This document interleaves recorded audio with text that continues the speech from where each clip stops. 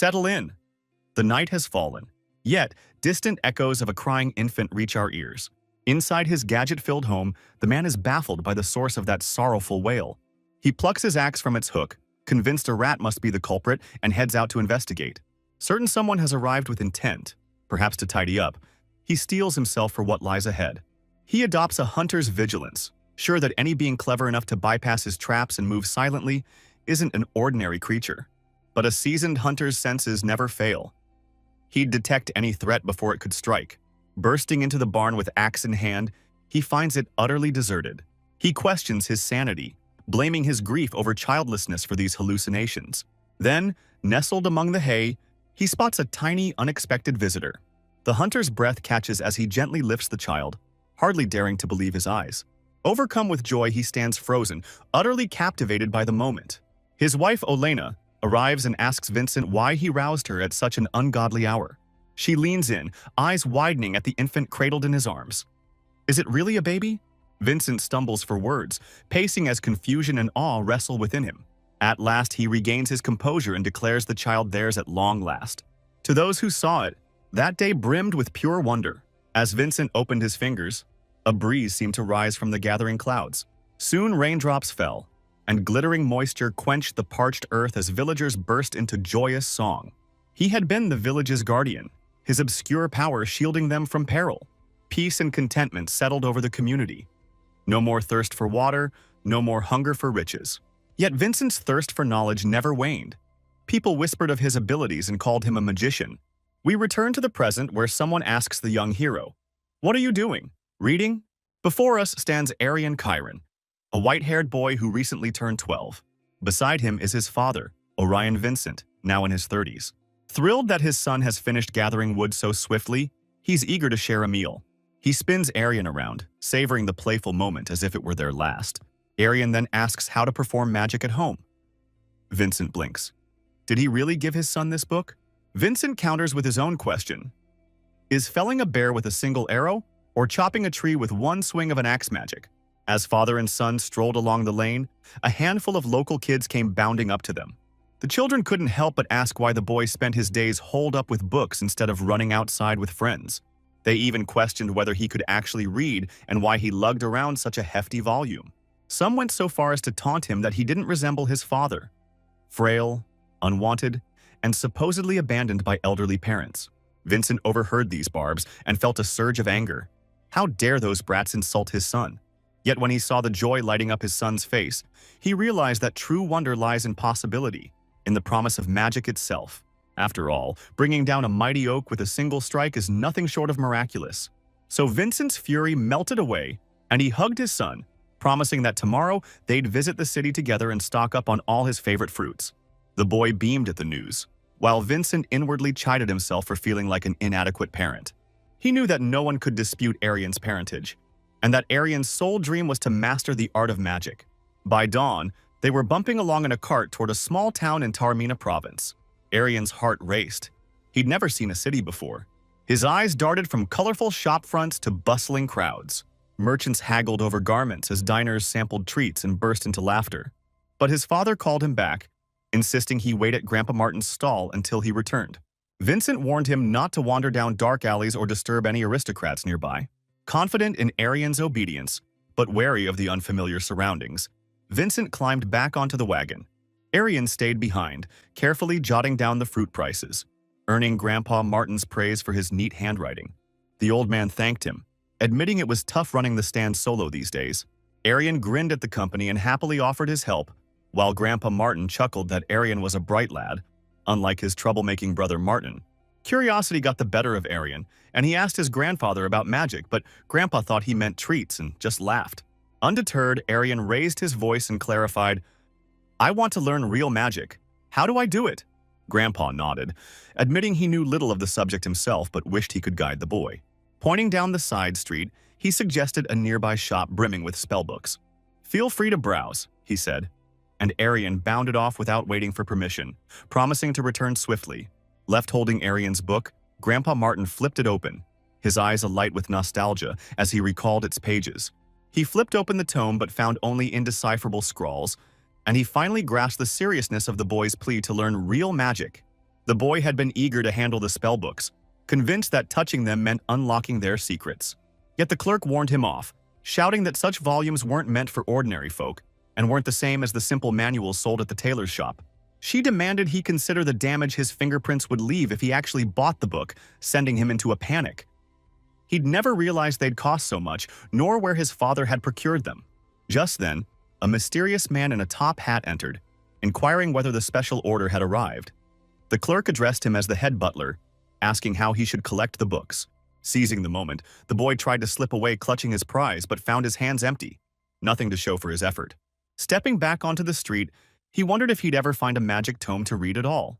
He spotted a well-dressed gentleman carrying a stack of books down the road. Curious, the boy trailed behind, wondering where the man was headed. To his horror, the aristocrat dumped every single book into a nearby bin. Realizing the volumes matched those at his home, the boy felt his heart sink. He thought of his father, picturing him gathering those very books, and felt a deep pang of sadness. Glancing at the watchful passers-by, he sensed he didn't belong. What set him apart from everyone else?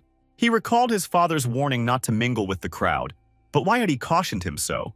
Determined, he edged closer to the pile, unnoticed by the grown-ups. Suddenly, a stern man seized him by the shoulders, warning that this place wasn't safe for a child alone.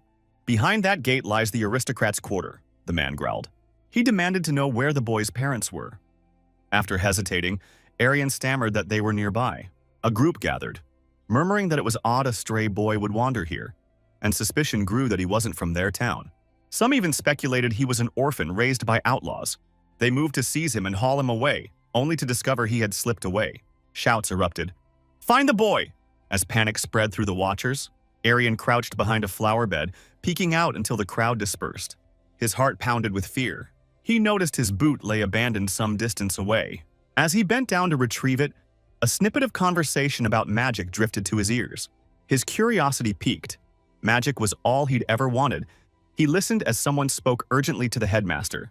Scanning the stone walls, he realized he'd stumbled upon the Academy of Sorcery. He overheard students debating the greatest force in the world, eventually concluding that magical knowledge surpassed all other strengths. The boy pondered. If it's neither book learning nor sheer toil, what else could it be? Must one be nobility to grasp it? The instructor then declared that true mastery of magic hinges on intuition. Murmurs spread among the students, wondering what exactly intuition entailed. The teacher explained it as that uncanny sense of knowing something without being able to articulate why. "It's like understanding that 1 + 1 = 2, he continued. No elaborate proof needed, just a self-evident truth. He reminded them that such fundamental laws have existed since time immemorial, felt and accepted rather than merely memorized. Magic, he said, operates on the same principle, ever present since creation, accessible through insight. Hearing this, Arian's mind raced. Intuition surpasses rote knowledge and outpaces physical effort. A revelation he found truly brilliant. The teacher added that by honing this faculty, even ordinary students could ascend to the ranks of true sorcerers. At the mention of becoming a mage, Arian thought he might actually have a shot at this. In that moment, the teacher turned his gaze toward the boy hiding behind the wall, curious about his thoughts. Alarmed and astonished, Arian froze. Should he flee or answer? He knew he was ill-prepared for confrontation, and the consequences could be dire. Yet a voice inside urged him on. If he didn't cross that barrier now, he'd regret it forever. Summoning courage, he clambered over, revealing a sunlit courtyard where students clustered beneath an ancient tree. And there stood the teacher. The elder greeted him. "Have you come to join us?" Before them was Marshal Fias, a state mage of the Fourth Order and headmaster of the Coffee School of Magic. Arian felt a surge of excitement at the sight. With resolve, he swung fully onto the lawn. Tentatively, he stepped forward, uncertain what to expect from the assembled children. A chorus of voices erupted. "He's a commoner! He doesn't belong here! Keep away!" Only the headmaster waved him nearer, asking what had drawn such keen interest. Shyly, Arian replied that he longed to witness a real display of magic. The old mage looked astonished. "You've never seen it for yourself?" Arian admitted, cheeks flushing, that he'd only ever read about it in books. The pupils jeered. "Books won't make magic happen, commoner." Bowing his head, Arian insisted it didn't matter how it was done. Just show him something miraculous. Smiling, the headmaster assured him it was no great feat and prepared to demonstrate. All eyes turned to the pair as the old man raised his hands, the courtyard falling silent with anticipation. Arian wondered, breathless.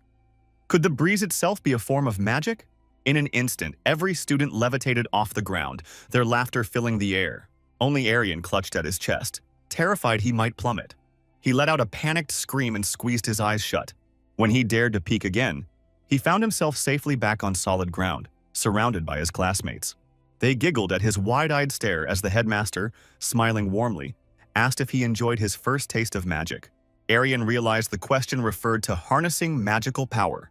The headmaster cleared his throat, ready to illustrate the concept with an analogy. But Arian burst out, demanding the truth without fancy comparisons. The students gasped. Never had anyone spoken so boldly to their revered teacher. Unfazed, the headmaster returned Arian's gaze with a gentle grin. "Very well," he said. "I'll explain it differently, simpler, yet more challenging to grasp. Magic," he began, "is the art of transcending ordinary perception, of bending consciousness to unveil the essence of phenomena." The headmaster paused, intending to soften his words, but Arian interrupted with unexpected insight. "Then magic isn't mere spectacle," he said, "but perhaps it's closer to truth precisely because it defies convention." The headmaster's eyes lit up. "Is that notion rooted in any text?" he asked. Arian shook his head. "No book spells it out, though I can identify its key qualities. History shows that many groundbreaking ideas were first dismissed as folly before gaining acceptance." Arian mused that ultimate truth must lie beyond common understanding. Pleased, the headmaster asked what Arian believed was required to master such power. Sensing the boy's keen intellect and thirst for precision, he wondered aloud if Arian truly thought he could succeed. "Alas," the headmaster sighed, "you're no noble by birth, but instead of theory, I'll demonstrate." He beckoned a student to step into what he called the spirit zone. Arian leaned forward, curiosity blazing. What exactly was this spirit zone? The girl, Sherman, nodded and announced she'd entered the state. "Tell me," the teacher instructed, "how many coins I hold in my palm." Arian watched in astonishment as Sherman instantly named the correct number. The headmaster explained that a focused mind becomes exquisitely sensitive to its surroundings. He went on, "Elite magicians can intuit how many leaves adorn distant branches. This is the spirit zone. Heightened mental acuity. Wizards in this state perceive beyond normal senses," he continued, granting them influence over the natural world. Arian finally understood. Sherman hadn't counted the coins at all, but had simply felt the truth of the moment. Arian felt a surge of confidence and thought, if she can do it, why not me? The headmaster nodded, insisting that this power is within everyone's reach. He instructed Arian to retreat somewhere tranquil and begin by simply sensing his own presence, over and over again. Yet the headmaster cautioned that although anyone could attempt it, few would succeed. "Succeed," he promised, "and you'll glimpse realms beyond imagination." Arian grinned and quipped, "Then I suppose I'd better hope I don't fail." The headmaster's respect for Arian deepened. He admitted that without entering the spirit zone, true magic would remain forever out of reach. Arian assumed a meditative stance, closing his eyes to absorb every nuance of his surroundings. His mind raced. What am I, really? Merely a brain? No, that can't capture the whole truth. He recognized that the brain is just a vessel for physical sensation, not the essence of being. He struggled to articulate a definition, realizing words could not describe this inner shift. Instead, he felt layers of self-awareness peel away until only pure, unfiltered consciousness remained. In that stillness, he perceived something profound stirring within. The headmaster, watching intently, asked, "What do you sense?" Arian whispered, "I hear everything." The other students chuckled. Anyone could hear sounds with closed eyes.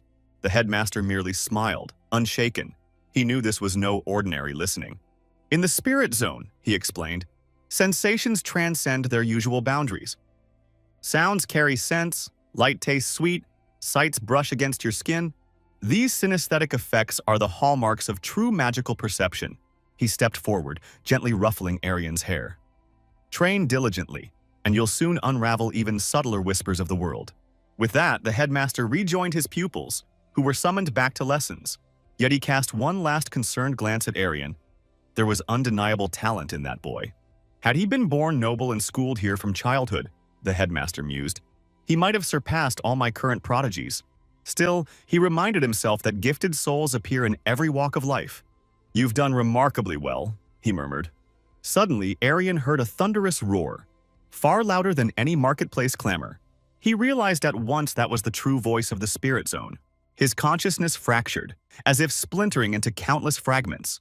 Those fragments drifted across oceans and continents, scattering his awareness worldwide. In that sublime instant, Arian understood he was one with the entire cosmos, and he wept, overwhelmed by infinite vastness. Though it lasted only a heartbeat, he tasted boundlessness, liberated from all earthly confines. Still reeling from the experience, he hurried down the street, mind racing with wonder. Without looking, he collided into a group of fierce-looking strangers. They bristled at the jostle, glaring down at him as though he'd insulted them. Before he could apologize, they seized his collar, readying their fists for retribution. Just then, a voice called out from among the crowd, demanding to know what was happening. When the group turned around, they saw a girl stepping forward. Her name was Amy. Arian stared at her, curious whether she too belonged to the aristocracy. The men scrambled to defend themselves, claiming the boy had tried to kill them and they were merely defending their lives. Arian protested he'd only bumped into one of them, but their response was to strike him harder. He collapsed to the ground, coughing, while they taunted him that he would owe them dearly. They even threatened to summon his mother to answer for his crime. Arian stayed silent, only to be kicked and jeered at once more. At that moment, Amy stepped between them and ordered everyone to stand down. She knelt beside Arian and asked if he was hurt. He mumbled that he hadn't meant any harm. Amy frowned and scolded. "Enough of this foolishness. We could shake him down and sell him off to the southern village," she warned. "And since he's a commoner, no one would raise a fuss." Terrified, Arian called out for his father. Amy's expression faltered. She'd actually feared for his safety. Relief washed over her face as she realized she'd nearly let them harm him. The men lunged at Arian again, shouting that their mistress demanded he be stripped bare. They reached for him, but in that instant, Amy hesitated, troubled by how far things had gone. She wondered if Arian had truly lost his mind. Meanwhile, unconsciously, Arian slipped into the spirit zone, transported back to the tree under which the headmaster demonstrated wind magic. He recognized the familiar sight of that ancient oak. In his mind's eye, he relived the exact gust that once danced around him. Back in reality, the thug still had him by the collar. But Amy sensed something amiss and shouted for them to let him go.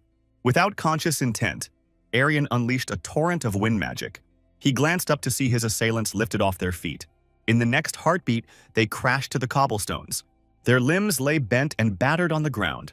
Amy rushed forward and grabbed Arian by the shoulders. "Who are you?" she demanded. "And how did you learn to wield magic?" Onlookers hurried toward the disturbance, drawn by the surge of arcane energy. Recognizing the danger of a scene, Amy quickly ushered Arian away. He turned back to behold the aftermath of his own power. He realized no one would heed his explanation of what had really transpired. Panicked, Arian ran off, calling for his father. But in his chest, a cold truth settled. This world was harsh and unforgiving. Among the assembled nobility were the first-rank Kamas family, and Amy herself. They had reported to her father that his daughter had been assaulted by a boy. When he questioned Amy, she'd said she was unhurt, but admitted she'd skipped her lessons. Amy sighed that she'd mastered everything she needed to learn and found no joy left in her studies. Her father chided her, noting that even a prodigy must learn responsibility before adulthood. Amy stormed upstairs, her father's warning that one day she'd be betrayed, echoing in her mind and filling her with melancholy. Pausing at the top of the stairs, she asked her father if he knew anyone at the School of Magic. If he did, she pleaded, please arrange an introduction. Winter arrived and our scene shifts back to Arian's home. His father called out, wondering where his son had gone, while his mother explained that Arian had ventured into the forest to fell timber. Concerned, especially with the snow still falling, his father set off to find him among the pines. As he trudged through the drifts, he recalled the first spring outing when he'd nearly lost Arian among the saplings. That day, something inexplicable had unsettled him, though he couldn't place why. Meanwhile, Arian stood before a great fir, axe in hand. At first glance, he appeared to be simply chopping wood. Yet his thoughts drifted back to the initial magical surge he'd unleashed that fateful day. Ever since, he'd been unable to replicate that power. His signature gift remained locked away. Untrained, he lacked the arcane knowledge to access his clairvoyance at will. Still, in the spirit zone alone, he could truly tap into his essence. In that realm, he felt every vibration, every scent that surrounded him. He sensed the life force of each tree in the clearing. A faint, otherworldly glow caught his eye, though its source eluded him. Trusting his intuition, he swung his axe straight at the luminous spot. Upon impact, he realized with awe that the tree split beneath a single blow. That moment, he knew without doubt, this was magic. Unbeknownst to him, his father watched from behind a nearby trunk, bewildered by the spectacle. All he witnessed was a sudden crack, like thunder roaring through the forest. Arian thought, as he often did, that fortitude alone wasn't the key. It was precise self-awareness. He vowed to practice again tomorrow and the day after, until mastery was second nature. He knew it wasn't chance but intimate knowledge of the self that unlocked power. And though fortune might favor him someday, diligence would carry him further. 3 years passed, and in the crisp autumn air, Arian had matured. He understood now that true sight comes not from the eyes but from the heart. With a single, perfectly judged strike, he could fell any tree before him. Often, he lingered in meditation so long he nearly forgot to return home. Hours would slip by, sometimes 5 or more, while he delved into the stillness. Each time, he emerged feeling one with the very essence of nature. He sensed the gentle tremors of life. Sap rising through sapwood, worms burrowing beneath the soil, roots slurping up every drop of moisture, so deeply that 5 hours slipped by unnoticed. Remembering the headmaster's promise, he knew that if he could truly master this awareness, an entirely new world would unfold before him. With that uplifting thought, he turned toward home. Outside his door, a polished carriage and white steed stood waiting. Had visitors arrived? Stepping inside, he found his parents in the hallway. They prepared to present him to their esteemed butler and the head of the urgent family. The gentleman introduced himself as Lord Temujin. Arian puzzled over why a second-rank noble would concern himself with a woodcutter's son. Lord Temujin promptly began examining him, posing questions about his literacy and age. After a brief inspection, Temujin declared Arian exemplary. Not only was he well-mannered, but he could also read. Though such skills were unnecessary for a commoner's child, he showed great respect. Temujin then asked if Arian would consider serving in their family's grand library. Arian hesitated to reply, unsure of the request. "We require a guardian of knowledge," Temujin explained, "to watch over these tomes for the next 2 years." He added that laborers would haul the volumes, while Arian and the butler would oversee the operation. Intrigued by the prospect of working among rare scrolls, Arian imagined the family's vault of arcane lore ripe for his study. Yet he understood this position demanded utmost secrecy. No book was ever to leave the library, and any breach would bring ruin upon him and his loved ones. Realizing the stakes, Arian saw why his parents had agreed despite the danger. The compensation was generous indeed. Lady Tamura even remarked that no amount of hunting could net such coin, urging them to secure the boy's future elsewhere. His father countered that he trusted Lord Temujin and wanted nothing more than to see his son's dreams realized. Some observers scoffed, doubting that Arian would truly succeed, suspecting his father was merely sending him to earn a wage. Lord Temujin himself admitted skepticism of the boy's talents, despite his reading ability. If you believe in his potential, Arian wondered aloud, why keep the truth hidden? In that moment, his father's memories stirred. He recalled teaching Arian to read mere words as a playful game. He remembered how, by age 6, Arian's elegant manners and quick mind hinted at a noble lineage. All his life he'd dreamed that, raised among aristocrats, his son might achieve greatness. Yet the reality that his lineage was humble, his father a simple woodcutter, meant Arian would otherwise spend his days laboring in the mountains. The moment Arian tried his father's rustic chores, he realized how daunting a logger's life truly was, and felt relief at escaping that fate. In desperation, Vincent had even knelt before Lord Temujin, pleading for his son's employment on account of his literacy and sharp mind. Vincent insisted he would accept no payment for the favor. He then demanded they leave his home, uncertain what repercussions might follow. Lord Temujin adjusted his hat and replied that discretion was paramount since no one knew his true standing. At that instant, Arian spoke up, volunteering himself for the post. Temujin was taken aback by the commoner's resolve, especially given Vincent's objections. "Do you truly mean this?" he asked Arian, warning that any breach of secrecy would cost both he and his kin dearly. Unwavering, Arian affirmed his choice, pledging to bear all consequences alone. Pleased and surprised, Temujin grinned and told him he'd return in a week, and if he changed his mind, a chance to withdraw would be granted. "Once you arrive at the estate," Temujin added, "you cannot depart until your duties are fulfilled." Vincent shouted in disbelief, questioning why Arian had consented. Convinced nobles only sought expendable labor, Vincent apologized for leading his son into danger and begged him to decline the offer. Instead, Arian laughed through his tears.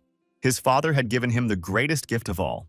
He embraced Vincent, who wept tears of fear rather than joy. Regaining composure, Vincent vowed to care for Arian's mother and uphold his role as family head. He urged Arian to return swiftly, reminding him the family would need him. As Arian departed, Vincent wondered if he'd ever truly succeeded as a father. A week later, a stately carriage arrived to collect Arian.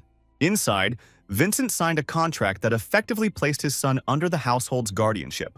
No sooner had he affixed his seal than an attendant snatched the parchment away.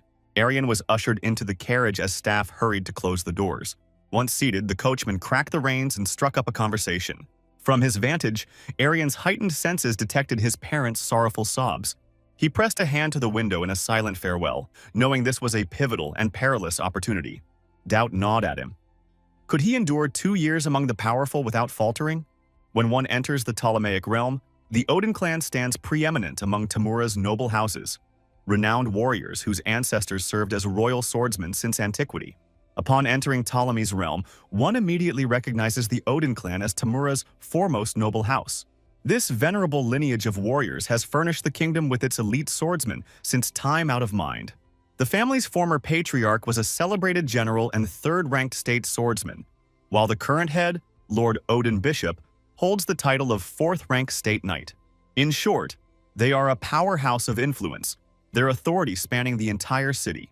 As they neared the estate, the coachman warned Arian to watch for the landmark mess. It wasn't a grand boulevard, but a winding thoroughfare.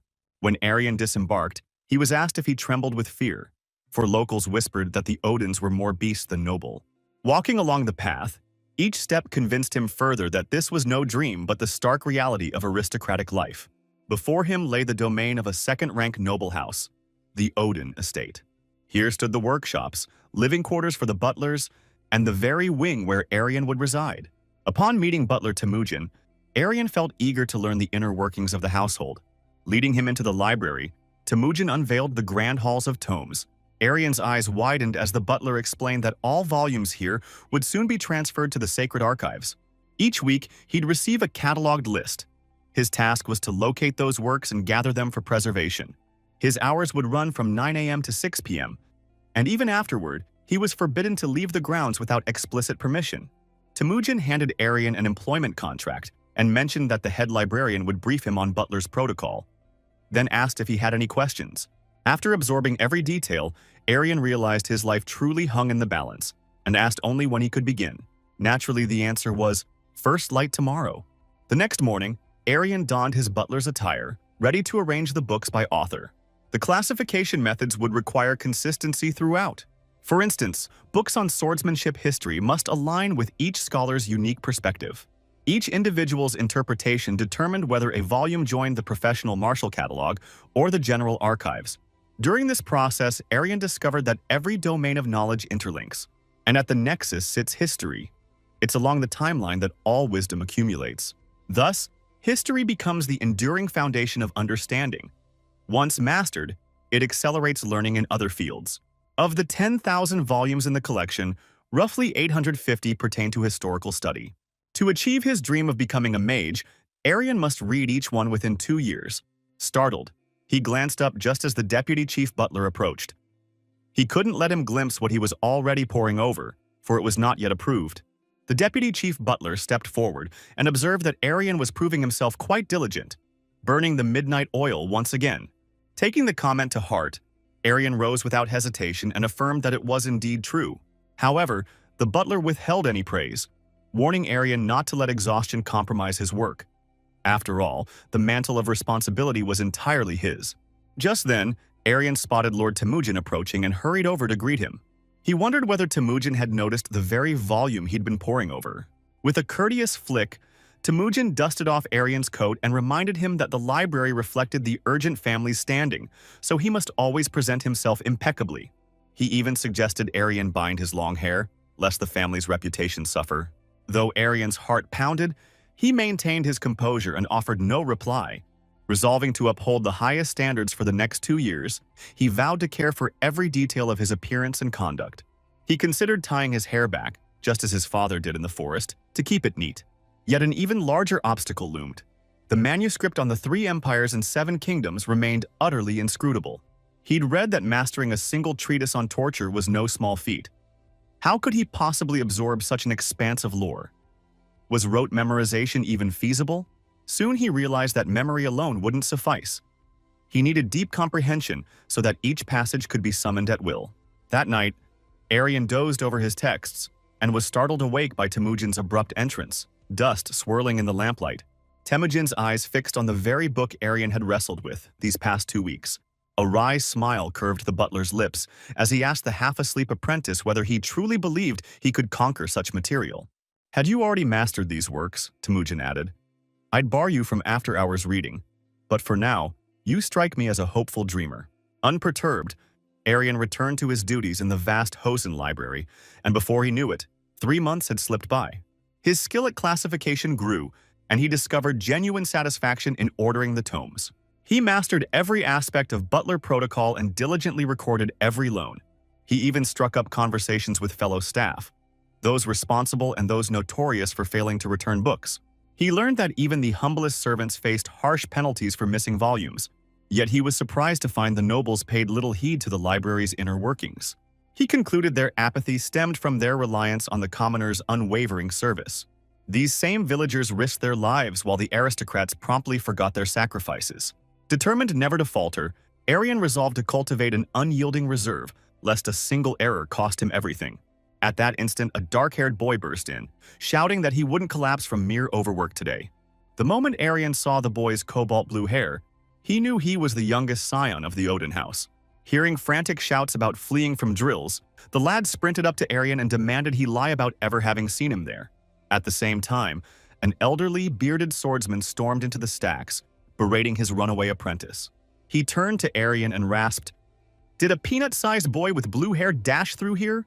Startled at being compared to a peanut, Arian feigned ignorance and asked the swordsman's name. The master snorted, "I'm the blade wielder who could cleave that peanut in two, and you'd best stop joking and tell me where he is." Thinking quickly, Arian pointed to a spot beneath a heavy bookcase, which infuriated the young scion. In a flash, the swordsman grabbed Arian by his tunic. He then slammed him out the door, offended that the brat would disdain their training. Muttering that the student needed a lesson in discipline, the swordsman dragged Arian by his legs. Arian knew better than to protest. The master carried the head of the household's authority, and rumors said anyone who crossed him vanished for a month. Back in the library, Arian needed 20 days to fully digest a single volume for the first time. But once he'd mastered the core texts, he went on to read 82 history tomes in 4 months, just as he'd planned. He realized that initial challenges fade once a solid foundation is laid. Only a few rare works remained truly unfamiliar. Of 10,000 books, roughly 200 build the base. The remaining 9,800 merely deepen one's understanding. Yet as he studied, doubts crept in. Was history the right path? But analyzing how magi shaped events convinced him. While scientists theorize, magicians manifest those theories in the real world. Thus, scholars and sorcerers stand on equal footing, save that magi alone can slip into the spirit zone. He understood that infusing knowledge into his spirit zone would mark his true beginning. Elated, Arian felt certain he could become a mage after all. Suddenly, the library doors flung open and the dark-haired younger son burst in, glaring at Arian with barely contained fury. "You'll pay for trapping me in that inferno," he spat, claiming the true reason he came was to exact revenge. Arian balked at the boy's obstinacy but pressed, "So this is why you sought me out?" The cobalt-haired youth sneered. "Yes. Do you know the torment I endured? I scaled that sheer cliff time and again," he hissed, "until my arms nearly gave out and I thought I'd die." Only his burning desire for vengeance kept the younger son alive in that perilous moment. Arian sensed that the boy's fury had reached a breaking point, and it terrified him. The young scion demanded to know if Arian truly believed a mere scrape merited such rage. His real anger, he snarled, stemmed from trust betrayed. Arian had promised discretion, then blabbed his secret. As the boy raged, Arian centered himself, recalling the steadiness that power brings when properly harnessed. All Arian could manage was to ask what might atone for his misstep. The scion only smirked and said, "An apology won't suffice. Come with me." He led Arian onto the training grounds where sword drills took place. "I'll show you how real discipline is enforced," the boy spat. Arian braced himself, thinking, even if beaten, survival beat dying.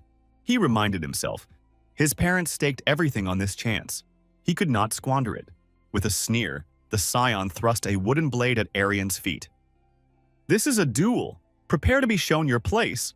Confused, Arian wondered why he was branded a coward at every turn. The scion snapped that Arian had abandoned him when he was at his lowest, left to face the swordsman's wrath alone. But Arian noticed fate shifting in his favor as he surveyed the battered wood blade. "No matter how your family spurns you," the boy declared, "I won't be dismissed so easily." He challenged, "Strike me when you've been hit 3 times, then I'll admit your strength." Arian realized he faced an Odin heir, and that their wooden swords were deceptively sturdy. A broken bone would end his service and force him home.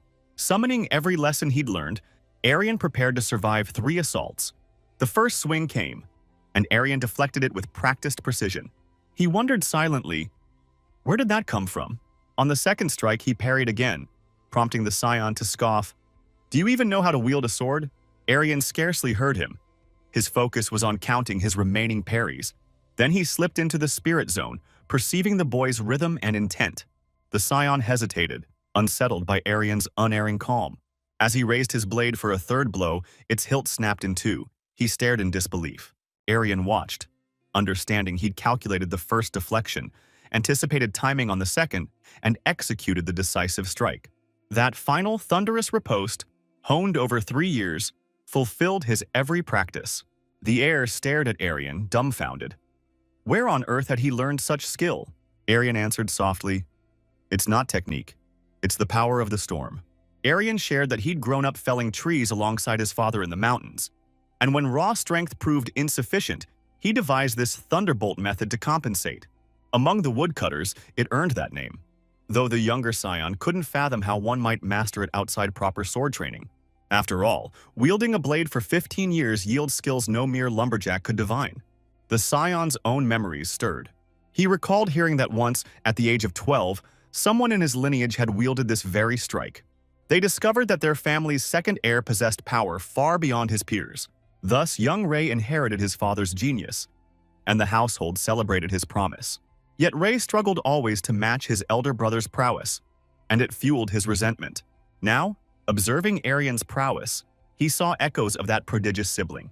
Anger flared in him, and Arian wondered if he'd been rude. Had he overstepped? The scion snapped, "Silence!" drew his steel, and flung it at Arian's feet. "Our wooden duel is unfinished," he growled. "True victory demands real steel." He insisted that if Arian truly mastered the technique, he could shatter iron as easily as wood. "We'll settle this in a month," he declared. Face to face with genuine swords, Arian's hands trembled as he picked up the blade. One wrong move could be fatal. He pleaded for reconsideration, admitting he'd barely begun his training. The scion remained unmoved. 30 days was all the time he'd grant. "If you're as skilled as you claim," he taunted, "you'll find a way, and you won't dare flee." That night, Arian sat among his tomes, weighed down by the family's stark differences. Jet black hair on the patriarch and eldest brother, and the striking blue locks of the gifted daughter, now the kingdom's celebrated pianist. The second son, Ray, bore black hair too and was lauded as the unrivaled genius. Yet of all the dark-haired heirs, he was the least naturally talented, despite having a personal tutor. Rumor and reputation shadowed him, and Arian's heart sank, knowing more beatings awaited, and he'd provoked them. He'd wounded the pride of a man perpetually measured against extraordinary siblings. He thought that, had this duel not involved blades but books, his odds would have been better. Despite the gloom, he steeled himself. His path lay in mastering arcane arts, not steel. Determined, he resolved to focus on his dream of becoming a true magician. Having grown up felling trees in the highlands, Arian trusted in his stamina and believed that mastering at least a defensive stance would keep him alive. In that moment, he resolved to give every ounce of effort he possessed. Meanwhile, Ryan pounded out his 100th circuit around the yard, his coach beaming at the new record. "What's driven you to train with such rigor?" the coach inquired. Panting, Ryan retorted that running laps was child's play. He craved a challenge worthy of his strength. The old mentor paused, Suspecting once more that sibling rivalry with his elder brother fueled this newfound zeal. But dismissing that notion, he cautioned Ryan that should he perish in pursuit of power, the fault would rest solely on his shoulders. He then revealed an ancient diagram Ryan had studied. The scheme, a concept akin to the spirit zone but grounded in martial tradition. Just as every person senses their physical form, the scheme represents the ultimate expression of bodily mastery. It said that true adepts of the scheme can tap into every cell in their being with perfect control. Arian, recalling this passage, wondered if the scheme truly opposed the spirit zone's principles. He considered attempting it, beginning with the basic exercise of mindful self-awareness. Yet he quickly decided that practicing defensive maneuvers alone might not suffice. After all, the scheme stood in stark contrast to the all-encompassing awareness of the spirit zone. He even recalled the girl from 3 years past. Surely she too had mastered the scheme at an astonishingly young age. Nevertheless, Arian resolved to hone several sword forms rooted in spirit zone techniques. He started with the eightfold cut, sweeping strikes in every direction. Back at the training ground, Ryan's frustration flared once more. His body resisted any semblance of the scheme. The teacher watched with concern, fearing for his students' well-being. Finally, he halted Ryan's blade and declared, "That's enough for today." "What were you thinking?" he asked. And Ryan chuckled nervously, admitting he felt as though death lurked at his fingertips. "Do you know where your true strength lies?" the teacher pressed. But Ryan confessed he couldn't pinpoint his talents. "Ah," the teacher sighed, "and that is why genius eludes you." Ryan bristled at the critique and shot back, "I'm well aware of my shortcomings. Can we end this now?" Smiling gently, the teacher replied, "Geniuses recognize both their gifts and their limitations. Moreover," he continued, "a true genius acts without hesitation, executing feats in their domain with flawless certainty. But they fear most the arduous work of conquering what lies beyond their innate talent, the very fire that tests their resolve." Ryan couldn't help but grin at the paradox, confessing he found the idea oddly comforting. "That's the best encouragement I've ever heard," he admitted, his resolve undiminished. "If it's a skill I lack now, relentless practice will make it mine, and I will triumph."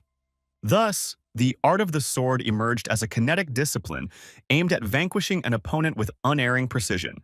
Yet this discipline is equally steeped in the mindset of dismantling a living adversary. All Arian must conjure is an imagined foe, though one might expect assaults from every angle. In truth, strikes come from only 8 principal directions. Thus, he devoted this month to mastering cuts and blocks along those 8 vectors. Day after day, he repeated the sequence, completing one set before launching into the next. With each cycle, he advanced a step further in precision. Then, mid-practice, he released his sword and paused. He realized this repetition was the swordsman's chosen path, and that the realm of bladecraft is as limitless as magic itself. Yet contemplating the stakes, he asked forgiveness in case he failed, for it seemed unlikely he'd return home unscathed. Still, he felt no regret. Even at life's threshold, his eyes had glimpsed wonders beyond measure. Before him loomed a dimly lit coliseum. There stood Ryan, poised and ready. He glanced at Arian and asked if he was prepared. What vexed Ryan was witnessing his opponent's extraordinary progress in just 1 month. Arian's aura had transformed, and he held a real blade with calm assurance, proof that their last encounter was no fluke. Ryan's temper flared as he pondered if Arian shared his brother's prodigious gift. Discarding doubts, he launched into the fray, determined there would be no outcome but victory. Arian read Ryan's opening assault and blocked the blow from the right. Ryan furrowed his brow. How could Arian anticipate his strike? Yet Arian saw the very path of the blade. Ryan was incredulous that his foe both perceived and remained unfazed by the attack. Meanwhile, Arian whispered that though he feared death, that fear stems solely from envisioning a future that doesn't yet exist.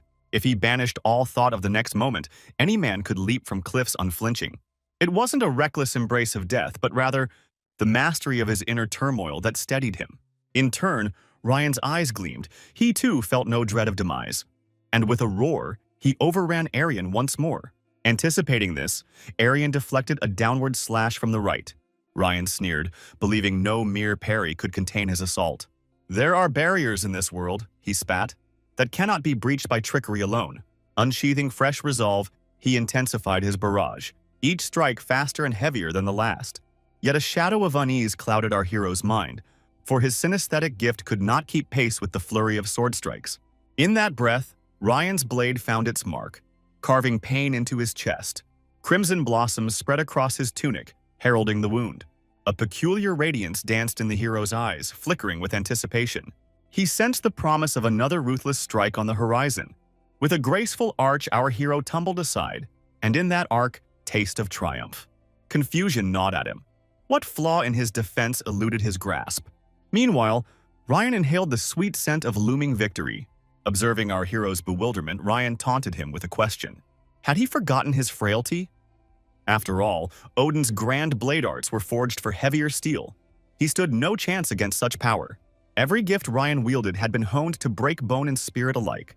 He intended to rend our hero limb from limb with this singular might. And yet, the battle assumed ever stranger contours.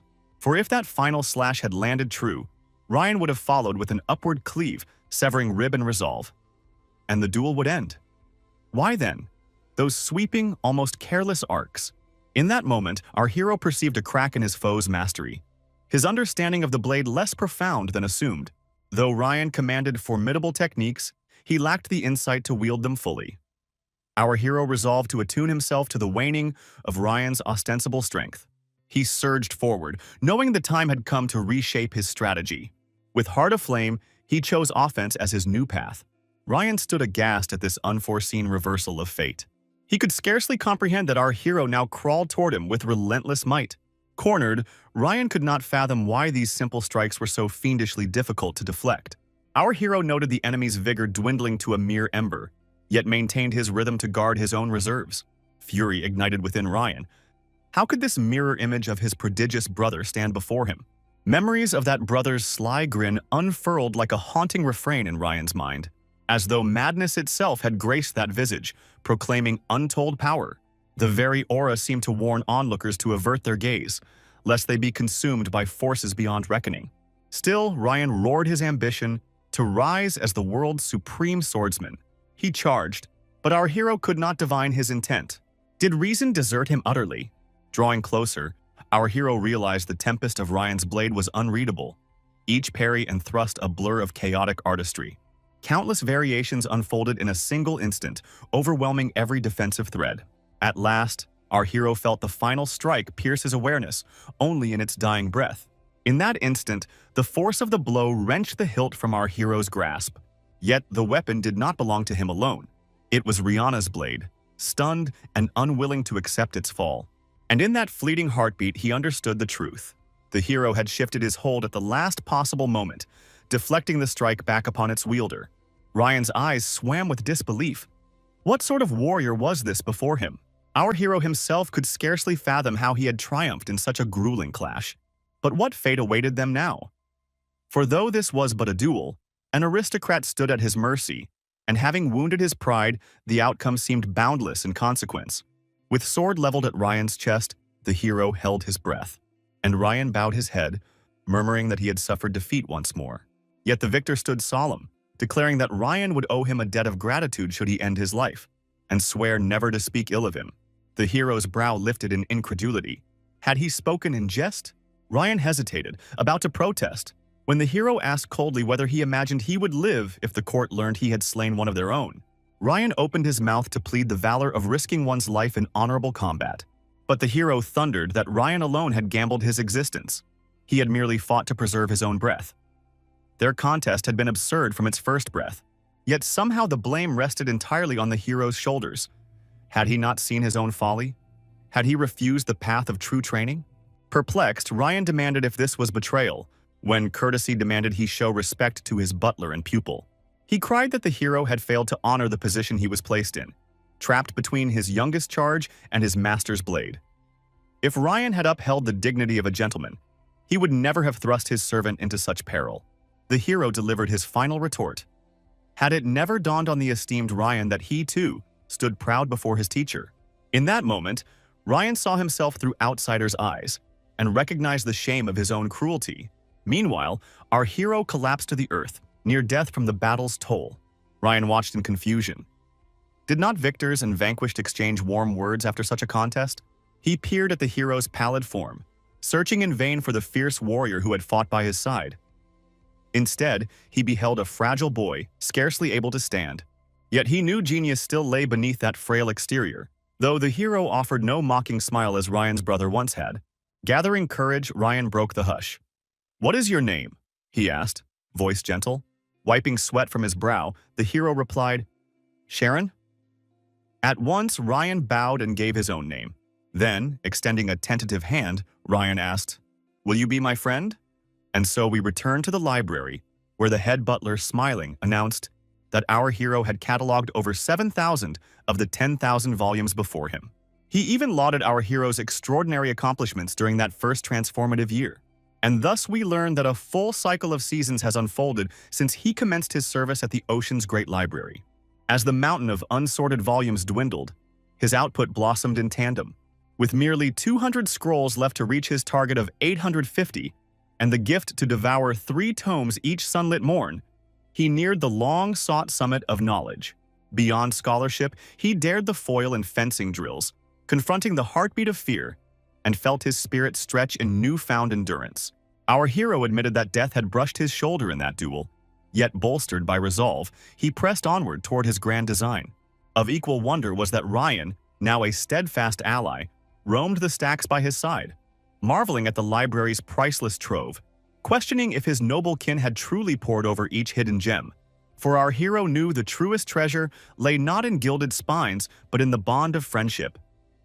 Even as he worked, he smiled and told Ryan such truth, mindful of the young lady and the other master who frequented these halls. Ryan once fancied intellect a cool adornment.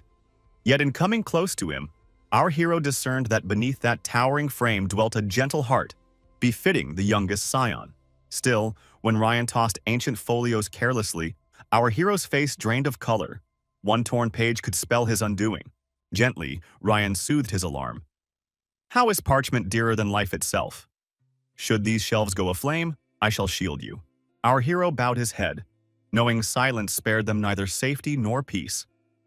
Ryan, however, was steadfast as the tide. He spoke then of training, but Ryan shrugged, deeming the drills trivial, and petitioned their mentor to let them study within these hushed corridors. "What delays you?" the hero pressed, for Belle awaited her lesson. Yet Ryan clutched his knees, imploring clemency from boredom's grip. Our hero observed his friend's languor, likening him to a wild flame that, once sparked, never ceased its crackle of chatter. At length, 10 minutes later, the pair settled amid the tomes. "If we came to learn," our hero declared, "then learn we must," Ryan groused, vexed by enforced reading. "If my destiny lies in magecraft, must I consume so many volumes?" Unwavering, the hero affirmed his path. He confessed that before this haven, he'd scant chance to study, trailing far behind the curriculum. Yet now, having journeyed through 600 chronicles of history, he inscribed near-complete mastery upon his mind, each revelation more astonishing than the last. How had he devoured words with such alacrity? At this rate, could he transcend kingdom and age alike? Chiron might be senior by years, but Sharon's wisdom outshone him still. Ryan flipped the tome open and declared he'd had his fill, citing the preface's query. What fate befalls when sorcery clashes with steel? The text spoke of a lone wanderer, questing across the globe for that very answer. Even then, as the author's eyelids fluttered shut, visions of glimmering peaks danced behind his gaze. Towering 6,000 meters skyward, those summits harbored a carnivorous tree, its throat ever hungry for winged prey. At that juncture, Ryan surrendered the book, praising its flavor yet balking. "Why halt here?" our hero demanded. He urged Ryan to return to the passage, but Ryan scoffed. Not a single illustration of bladecraft. Unmoved, our hero insisted no judgment could stand before a full page, and so resumed his reading with fervor. Who would prevail, blade or spell? Ryan dismissed the notion. No sensible soul, he claimed, would contrive such a duel, yet in strolled Ryan's brother, pronouncing without hesitation that the swordsman must surely triumph. Our hero bowed at the young master's entrance, but Ryan bristled. "How do you know this, brother?" Our hero shivered at the thought that his words might have reached aristocratic ears. For should a servant speak so freely to noble blood, it would not pass without consequence.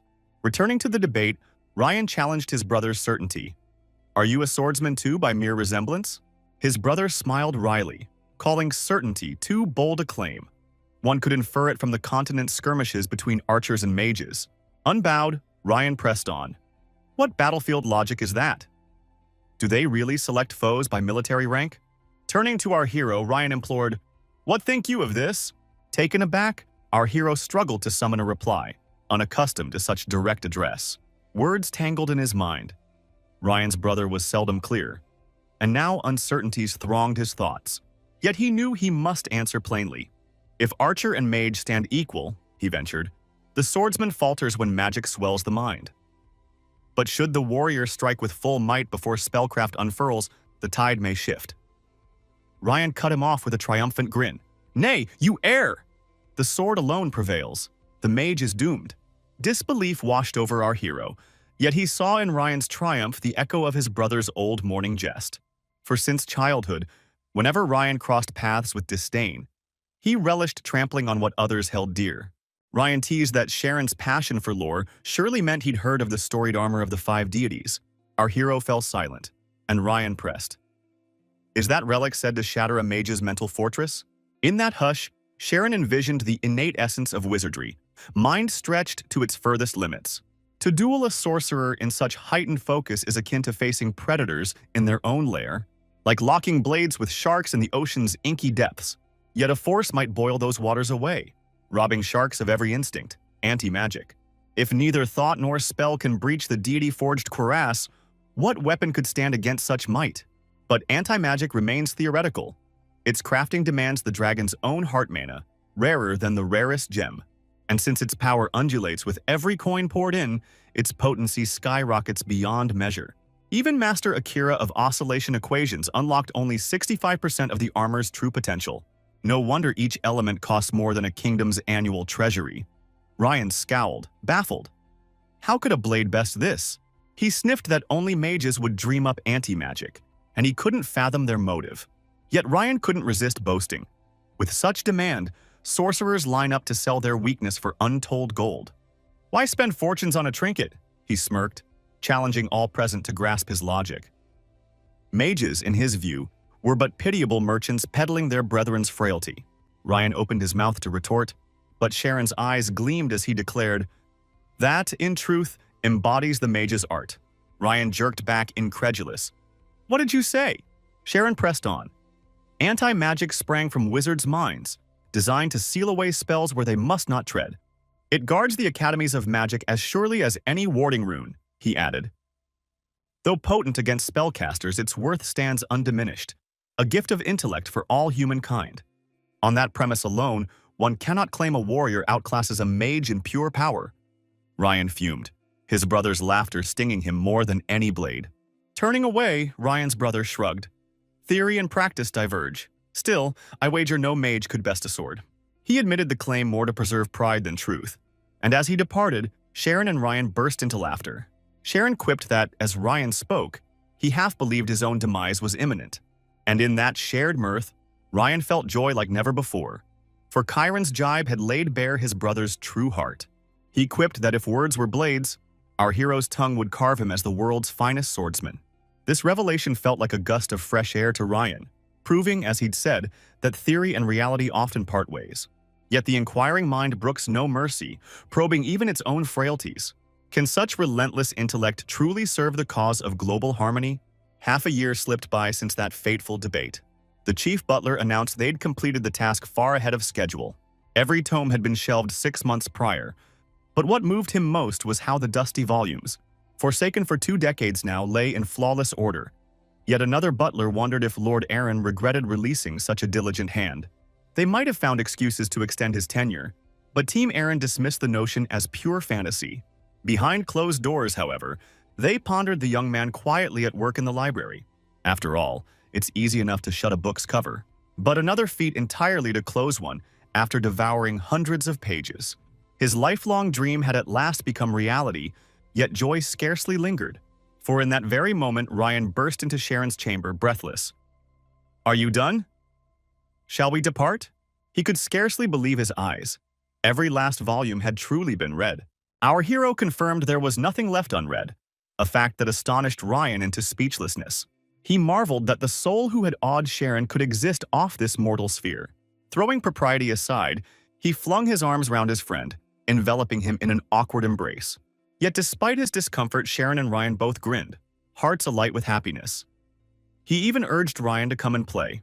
Friendship had long lain hidden in Ryan's heart, and hearing it voiced brought him bittersweet relief. Sharon, too, was moved. He had never imagined Ryan cared so deeply. Their days had been spent amidst shelves, leaving little time to learn the man behind the sword. Ryan brightened. Now I can reveal it all, for tonight my house stands empty.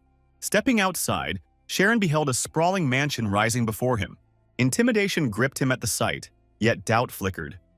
Could he truly cross its grand threshold? Ryan laughed off his fears. No soul will return until dusk, you have free reign. Inside, silence reigned. Each chamber dwarfed Sharon's cottage, and he questioned how someone like Ryan could hail from such wealth until he saw the lad's own quarters nestled at the corridor's end, a humble cell, fitness-worn and modest. There, in that small haven, Sharon and Ryan whiled away the hours, laughter echoing over games of cards. Ryan frowned at Sharon's streak of victories in cards, suspecting his friend had tapped into that elusive mental state. But Sharon merely pointed out Ryan's tell, the way he thrust his cards forward whenever an ace appeared, and how his expression telegraphed every pair. Sharon explained that true perception blooms when you release fixation on one detail, instead reading your opponent as a whole and foreseeing their next move. Ryan's mind buzzed with too many revelations, and with the sting of yet another card table defeat. He wondered aloud if this insight could sharpen his own mental scheme. Sharon encouraged him, for that very focus had ushered him into his state of mind. Ryan's head felt as though it might burst. One moment grasping it all, the next lost in blank confusion. Sharon spied a novel peeking from Ryan's windowsill, a rare diversion from his usual diet of history texts, and longed to delve into it. Yet when he swiveled back, he discovered his friend slumped over the table, fast asleep, exhausted beyond measure. Checking his watch, Sharon wondered if the household would return from their outing soon. A distant piano note drifted through the halls, stirring something within him. He realized only one person here could coax such melodies from the keys.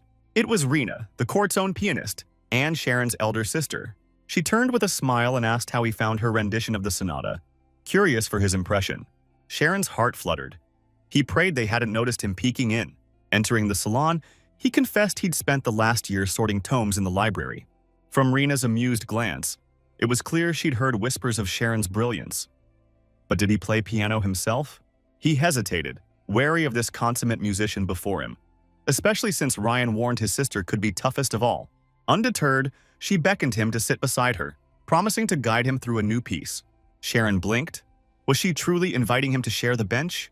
With gentle laughter, Rena assured him there'd be no rebuke. She'd asked him here herself. Recognizing her insistence, he realized refusal wasn't an option. After all, chances to learn at her side were rare treasure. She began by teaching him the sequence of notes. She showed how each finger found its place on the ivories, and he drank in every instruction. Praise warmed Sharon's cheeks as he absorbed her careful guidance. Then, emboldened, he asked if he might try a chord himself. Everyone fumbles at first, she soothed. Even the greatest pianists once stumbled on the keys. But when his hands touched the keyboard, Rena gently winced. His fingers had landed all awry, yet he struck the keys with unwavering assurance, even as she debated whether to halt his misplayed notes. Still, a spark of melody lingered, as though he channeled her very performance in nascent echo. Rena watched, astonished, as Sharon's own style emerged. Each tone rang truer than the last. She marveled, for this was no mere novice's fumbling. His intuitive grasp defied every rule.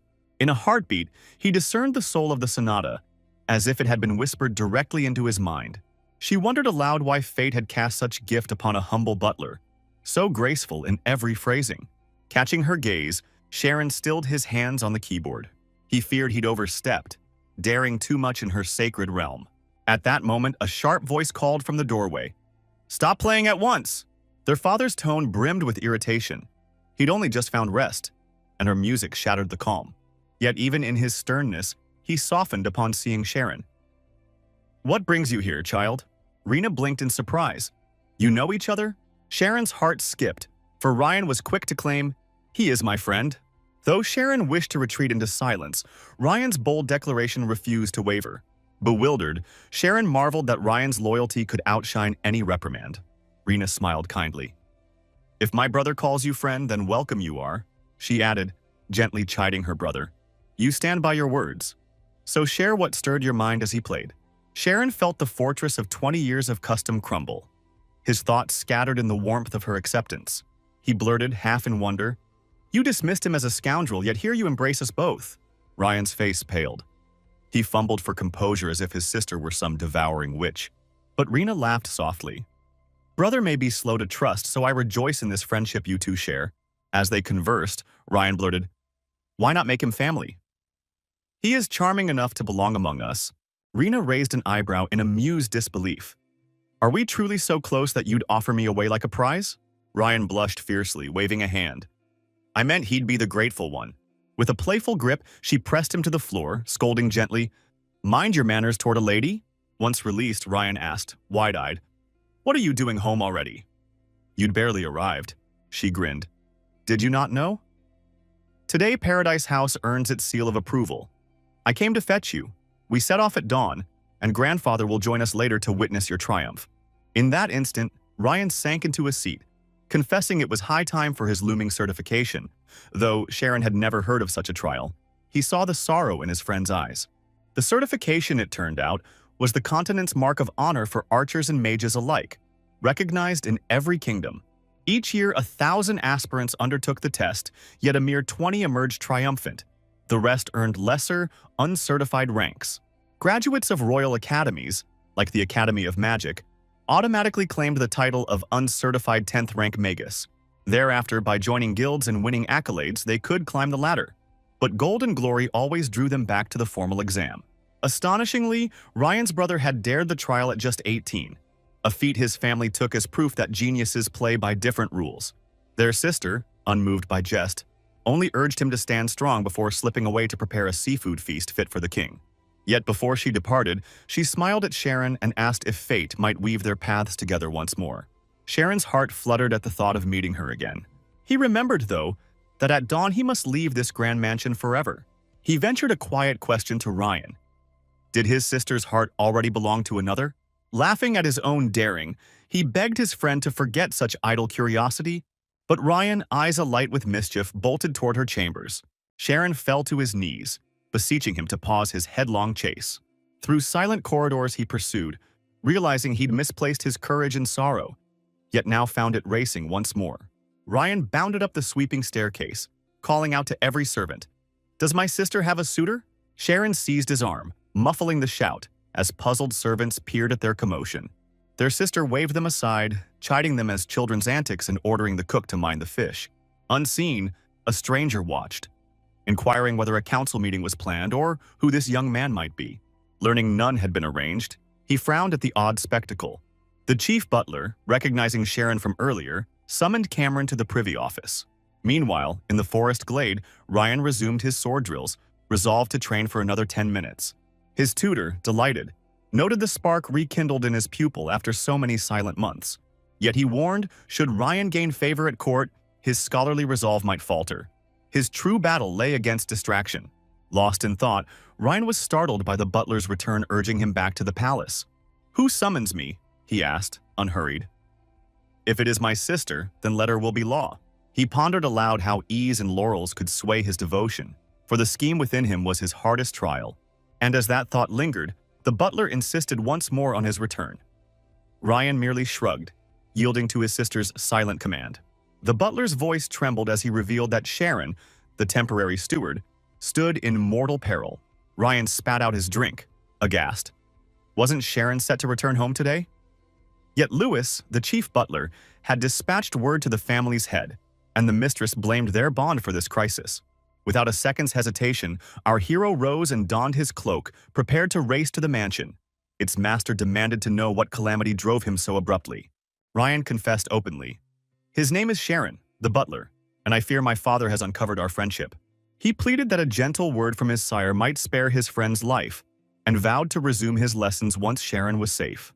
But the master's gaze stayed cold. His decree? No. Sharon found himself once more in the great hall. Kneeling before the family patriarch, he heard the sentence that would seal his fate. Execution. A hush fell. No one grasped how loyalty could yield such a verdict.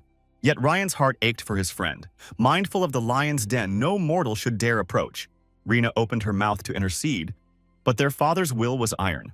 Lewis's report had painted Sharon as reckless with the young master, and now the patriarch demanded, "Did you heed the contract's warnings?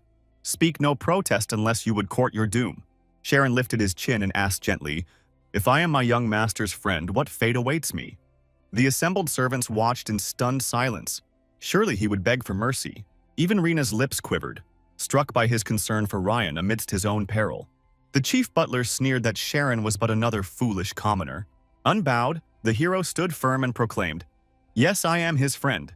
For a year we have stood together, and so we shall remain." His calm resolve baffled the patriarch, who mistook serenity for insolence.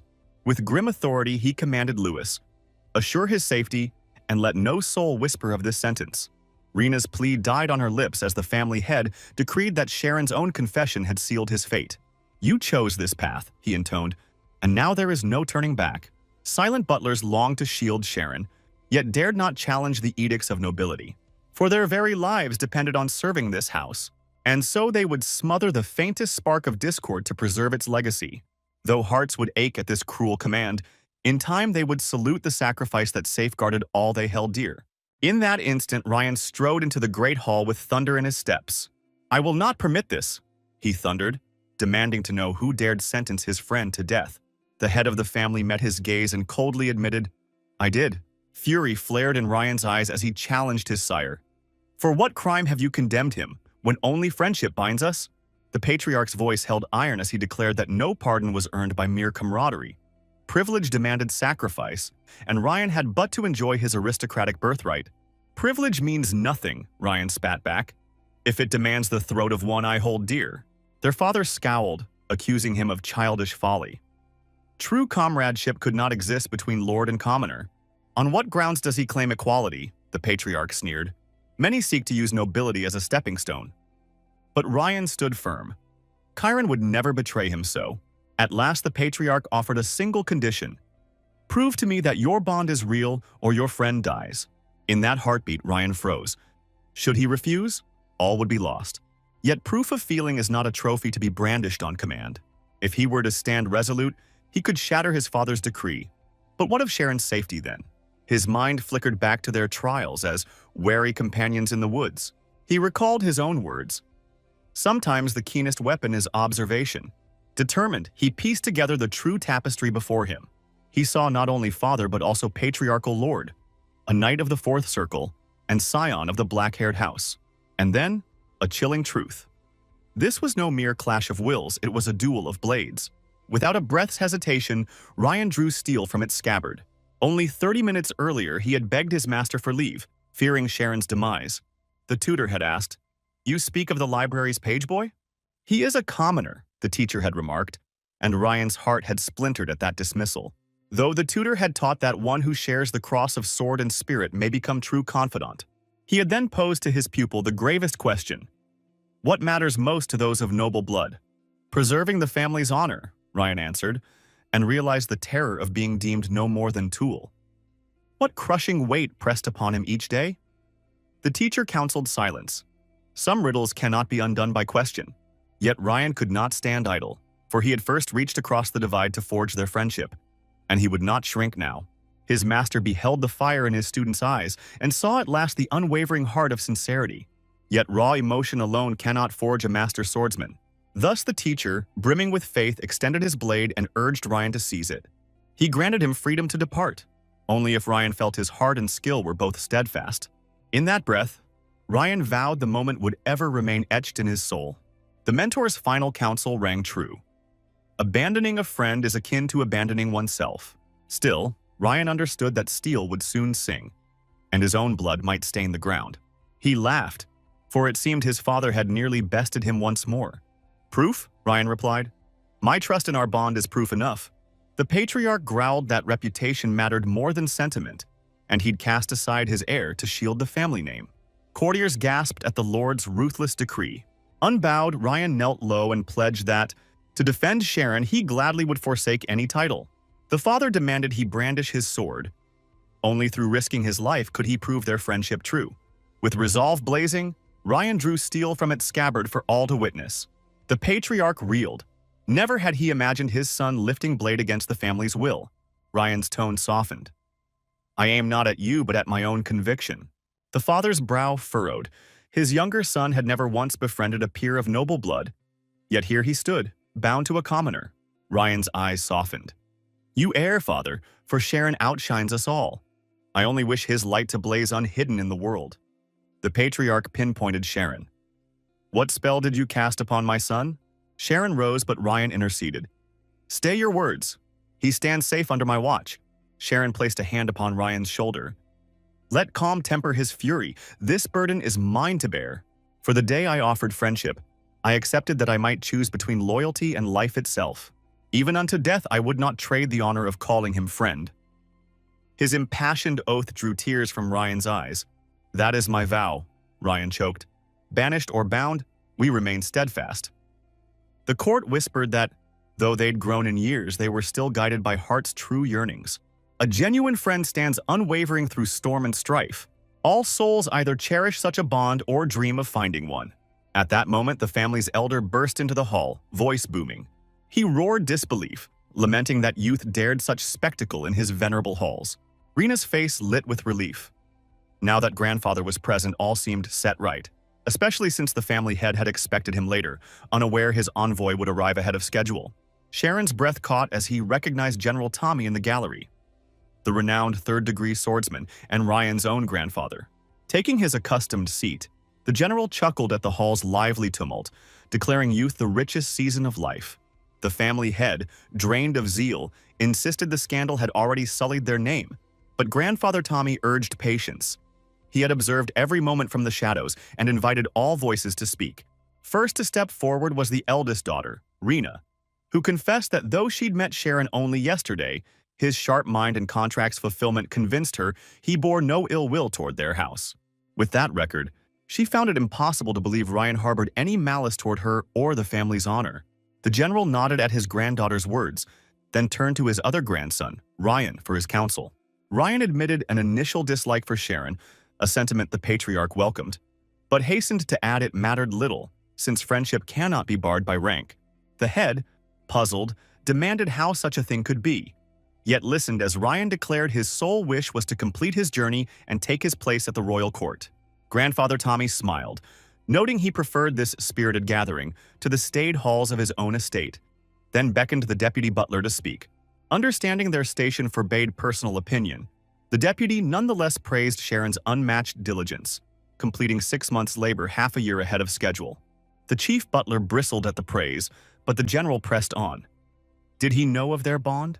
The deputy confessed only that Sharon spent much time with Lord Ryan, never suspecting a true friendship until now. Yet he conceded that no mere pageboy could marshal 10,000 volumes so swiftly without extraordinary talent. As the assembly's tension eased, the lone holdout remained the family head, still bent on punishment. Grandfather Tommy's voice rang firm. He would not allow it. Rena watched in guarded wonder, even as the patriarch's stubborn joy betrayed his relief. I see now, the head murmured, that Sharon and Ryan are genuine friends. He paused, acknowledging their bond even as he declared the matter at last concluded. The room's tension melted away, leaving only the patriarch still intent on avenging Sharon. In that moment, Grandfather Tommy's voice boomed. No harm shall come to him under my watch. Rena blinked in surprise at the swift reversal, while her father's stern features softened into relief. With a solemn nod, he acknowledged the bond between Sharon and Ryan, and pronounced the matter at an end. Rumors will fester if this continues unchecked, and adversaries will wield it as a blade against us. Every member of this house holds sway in the realm. Even Ryan faces his looming certification. Yet what can grandfather do with so vast a kin? Chiron, he said, fixing his gaze on his grandson, you are shrewd. Discern the stakes at hand. The general studied him, knowing his wit was keen, yet wondered why he still seemed blind to their peril. Do you grasp the weight of countless lives balanced on this moment? Grandfather asked, though he acknowledged that Sharon had taught his grandson the essence of true allegiance. Could Sharon end this loyalty here? The butler's voice rang firm. No, I cannot sever our bond so lightly. A collective gasp rose. They had not expected such resolve. If I become a burden to Ryan's honor, I will depart and never return, Sharon declared.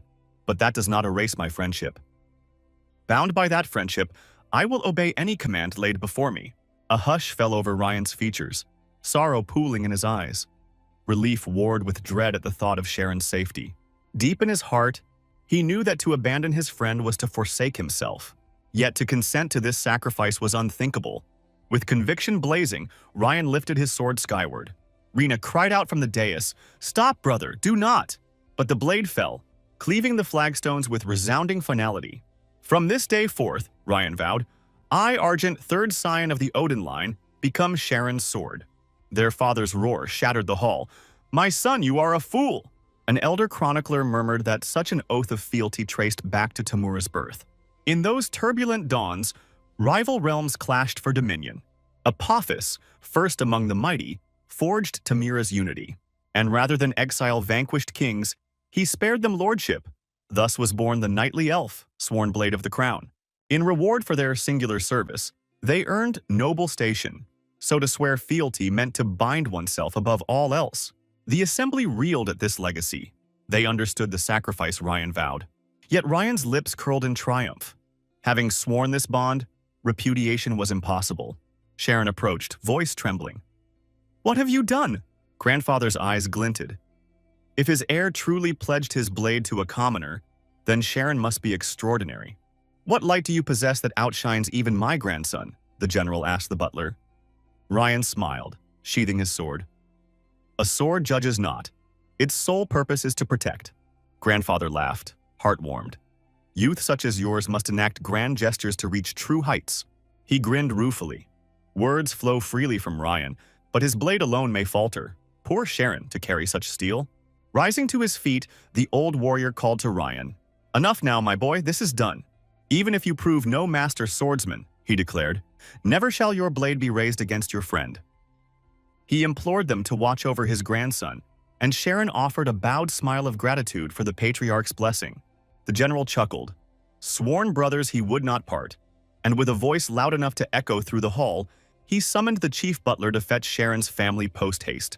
Sharon protested such extravagance, but Ryan grinned. "Not for friendship alone, but because you stand apart, drawing hearts as my brother never could." Thus Ryan wagered his very life upon the steadfastness of this unlikely ally. Sharon's cheeks warmed at such grand declarations, feeling the weight of expectation settle upon him. "If you would guard me," he said, "you must labor as fiercely as any knight." Yet even as they spoke, footsteps echoed in the corridor. Rena swept in, breathless. "Is it true my brother lost in honorable combat?" Catching sight of Ryan's spattered cloak, she gasped. Ryan barked for her to leave at once. Sharon stepped forward. "Your aid was priceless, sister," he urged. "Pray, tell us what plans my lord and grandfather now sketch." Rena frowned. "Oaths have been sworn, and strategies laid. Your knightly bond will lead them onward. Father intends to enroll you," she added, "both of you, in the fabled Kaizen Sword Academy." Sharon blinked at the honor. Rena laughed. "Your skill nearly made you kin, and our house dreams to see Chiron surpass us all. You'd send me away just when I long to spar each sunrise with Sharon," Ryan called, feigning outrage. Rena tousled his hair. "Enough of that. Did you know," Sharon interjected, "that he too can wield the spirit zone?" Rena paused, eyes widening. "Could you have bound yourself to a future spellcaster? Or are we to fear that blade may falter before magic's might?" she mused. Sharon only answered, "Please leave me be." Rena nodded in sudden clarity. "When you bested Ryan, you indeed conjured the spirit zone. Your foresight unraveled every strike before steel met flesh." She clasped her hands. "That brilliance outshines any tactic I've known." Sharon bowed his head, humbled by her praise. "Legends say concentration fuels the spirit zone," Rena explained. "And you, clutching sword's hilt, have reached rarefied heights." Their onlookers whispered that such single-minded focus left little room for courtship. Rena broke the hush. "I must speak with grandfather on your behalf," for Sharon's destiny now hinged on whether Ryan honed his blade within academy walls. Ryan sprang to his feet. "And what of Master Keaton?" Rena's eyes softened. "He knew our pact, so he plans to release you from your contract at dawn and deliver his farewell address." Ryan's breath caught.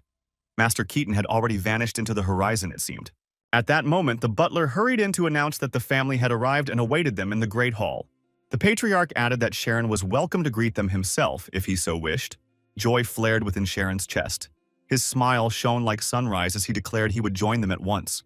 He sprang from his seat so swiftly that the trailing servants on the staircase begged him to tread more gently, though he scarcely noticed. "Speak to me as you would a noble," he teased. "Yet I remain but a humble peasant." They warned him such familiarity risked a harsh reprimand. Sharon only laughed and vowed his silence. Their secret was safe with him. He pressed open the door to the antechamber, heart pounding. There he found his kin standing in earnest welcome, and he raced forward, arms wide to embrace them. In their faces he saw the strain of nights spent in worry. Gaunt cheeks, weary eyes, hopeful longing for his safe return. His mother's voice trembled with tears as she assured him they had fared well and lacked for nothing. His father, relief mingling with scolding, chided, "Why keep us waiting? You finished your duty? Were these lords detaining you against your will?" Sharon grinned and explained that no chains bound him. They simply offered him a rare chance he could not refuse. His parents exchanged puzzled glances, so he poured out every detail of his adventures and alliances. Their astonishment grew. They could scarcely believe their son had won a knight's vow through nothing more than his devotion in the library. Yet his father's gaze turned sharp. "Is this truth or a jest at my expense?" "No jest," Sharon insisted, steady of voice. "All I have shared is fact." Overcome, his father swept him into a crushing embrace, almost choking him with relief, and muttered that no one survives a noble's halls unchanged. Just then, Lord Biscoff, the family head, entered, flanked by Ryan and the venerable General Tommy. Sharon's parents rose in awe, bowing deeply, still grappling with this surreal reunion. They offered timid thanks, asking why such honor was theirs, while Biscoff inquired if Sharon had already filled them in. Only then did the truth settle in their hearts. Every word their son had spoken rang true. As the meal was laid, tables groaning under gleaming platters, they revived from shock, settling into animated conversation. Yet the rituals of the knight's oath remained a mystery to Sharon's father. Over tea, he pressed once more. "Surely a family of common birth cannot expect such grace from nobility?" Biscoff nodded solemnly. "Indeed, times are trying, but for House Odin, sworn in war's tradition, the knight's oath stands beyond reproach. To slight it would stain Ryan's honor irrevocably. And so, though status divided them, their bonds of loyalty and respect wove a bridge no rumor could sever. Even henceforth, this house will greet him with courtesy and warmth. Never again shall Sharon stand alone or uneasy." From his shadowed seat, Grandfather Tommy murmured that he'd scarce believed his own ears, hearing such gracious words from his son. And Sharon felt his reverence deepen, for to choose mercy over pride and honor a friend bespeaks the truest noble heart. Though Sharon remained a humble soul, Lord Biscoff wielded no threat, only open hand and open heart. At that, the family head interjected, "Behold, our friend Sharon already commands the soul's state. This gift," he continued, "is not forged by sweat alone but born within. A spark preordained, as if fate had whispered it upon your cradle." He vowed to swiftly secure for him the unofficial mage's license, and whispered that the Academy of Arcane Fears, one of the realm's 5 peerless schools, awaits his brilliance. "Though I did not dream you'd tread its hallowed halls," he smiled. "Refuse not the privilege that befits House Odin's lineage." Grandfather's brow furrowed. "Name for me the greatest treasure of this family," he challenged, and was told, "By its rights, you shall rise as mage." The patriarch's gasp rippled through the hall, while Sharon's thoughts soared at the promise of that fabled academy. Yet a single barrier loomed. Such institutions admit only noble-born scions. "Henceforth," declared Ryan's grandfather, "the path is adoption." The patriarch reeled, but the elders explained. In council's grace, they'd shape a new cousin's place. To Sharon's parents, they presented parchment, pledging no deceit, only that their son might bear a noble name. "All shall stand in ink and seal," they assured, "the sole key to your rightful station." Sharon's father quailed at such transformation. Who in all the world alters bloodlines so? He turned to his son, eyes beseeching. "What course shall we chart?" Yet in his heart, Sharon had already chosen his true north. He grasped his father's hand, steady as dawn's first light, and vowed he could not don another's lineage. His mother, hopeful, whispered that a name on paper need not change the soul, and his dreams would still take flight. Grandfather Tommy watched with solemn pride, for few are granted such a crossroads, yet Sharon stood unshaken, true to the self his spirit claimed. He declared that if he must forsake his father, he'd rather remain a common peasant. Grandfather thundered that peasants cannot matriculate into any mage's hall. But Sharon replied that then he would forgo magic altogether. Rising from his throne, Grandfather Tommy intoned Sharon's name, demanding why he stood so firm, for some sacrifices pave the way to greatness. "If I cannot yield," he pressed, "does that render your dream hollow?" Sharon answered that dreams bear little weight, if not rooted in gratitude. For his ambitions sprang from the very hands that taught him letters. "My hopes are the fruit of their love. Every gift I possess is theirs alone." They sowed 1,000 seeds of possibility, while I was granted but this single chance. To abandon them would be to wither and die. I cherish this offer, yet my truest parents stand here beside me. A hush fell. Even Grandfather paused, pondering the depths of Sharon's conviction. "What stirs within this child?" he murmured. "Honor or guilt so profound?" At that moment, Sharon's father rose, voice steady, and asked for the honor of adoption. Grandfather replied that Sharon's own wish held sway, that no decree should bind him without his consent. Then, in a revelation all but unthinkable, Sharon's father confessed he was not the boy's birth sire. His mother gasped in disbelief. Sharon himself reeled at this proclamation. Vincent continued. "Though his wife and he had never conceived, Sharon came into their care as if born to them. I sensed you were of noble blood," he said, "yet I feared unworthy to hold such a son. Even if you join another house, your roots remain unchanged." Biscoff considered this, and all agreed Sharon bore no kinslikeness. He was no mere woodcutter's child. But did this confession sever a father's love? Sharon turned to Vincent. "How could you speak thus without first conferring with me and our kin?" "Now that you are grown," Vincent replied, "you ought to know the truth." Sharon pressed. "Did you truly think I knew nothing?" "I held my peace," Sharon admitted. "For so one might claim 2 true fathers, but your wish now is to grant me 6. Tears sprang in Vincent's eyes as he rushed forward, pleading forgiveness and vowing never again to let Sharon feel forsaken. Sharon's heart wavered. He would not refuse love's embrace, yet he knew each bond brought its own trials. "Have you pondered how a child, cast aside twice, must bear such grief?" he whispered. Vincent cradled his son close, promising with trembling lips that never again would Sharon's heart know abandonment. Vincent vowed he would never abandon his son again, begging forgiveness for his own folly. All present knew that parents' hardest choices often wound the very children they adore. Yet many endure that agony alone, striving to guide their offspring without a steady hand. Lord Biscoff, surveying the scene from his lofty vantage, considered a solution. He mentioned that the Arcane Academy of Alpheus holds unique provisions his father might approve. Grandfather Tommy frowned, puzzled how any institution could suit a man of Sharon's station, and asked why Alpheus bore no debts to House Odin. Tommy's stern lips curved into a rare smile. "For one who dares test the boundaries of tradition, your grandson stands as my finest exemplar." And so, 3 days later, just as Ryan departed for the fencing academy, the Odin family's grace allowed Sharon's kin to lodge under their roof. Though Vincent had offered his contrite apologies, he wondered how long this reprieve could endure. On the bright side, Sharon and Ryan now shared unhurried hours of leisure. Yet 3 days more brought the inevitable farewell. Ryan must board the carriage at dawn. Grief welled in his throat. Why could he not simply enroll alongside Sharon the following year?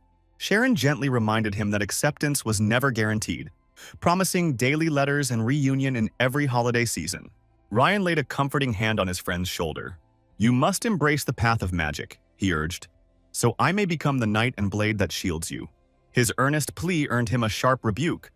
Rena's palm met his cheek in playful admonition. She chided him to apply himself to study, then turned to Sharon.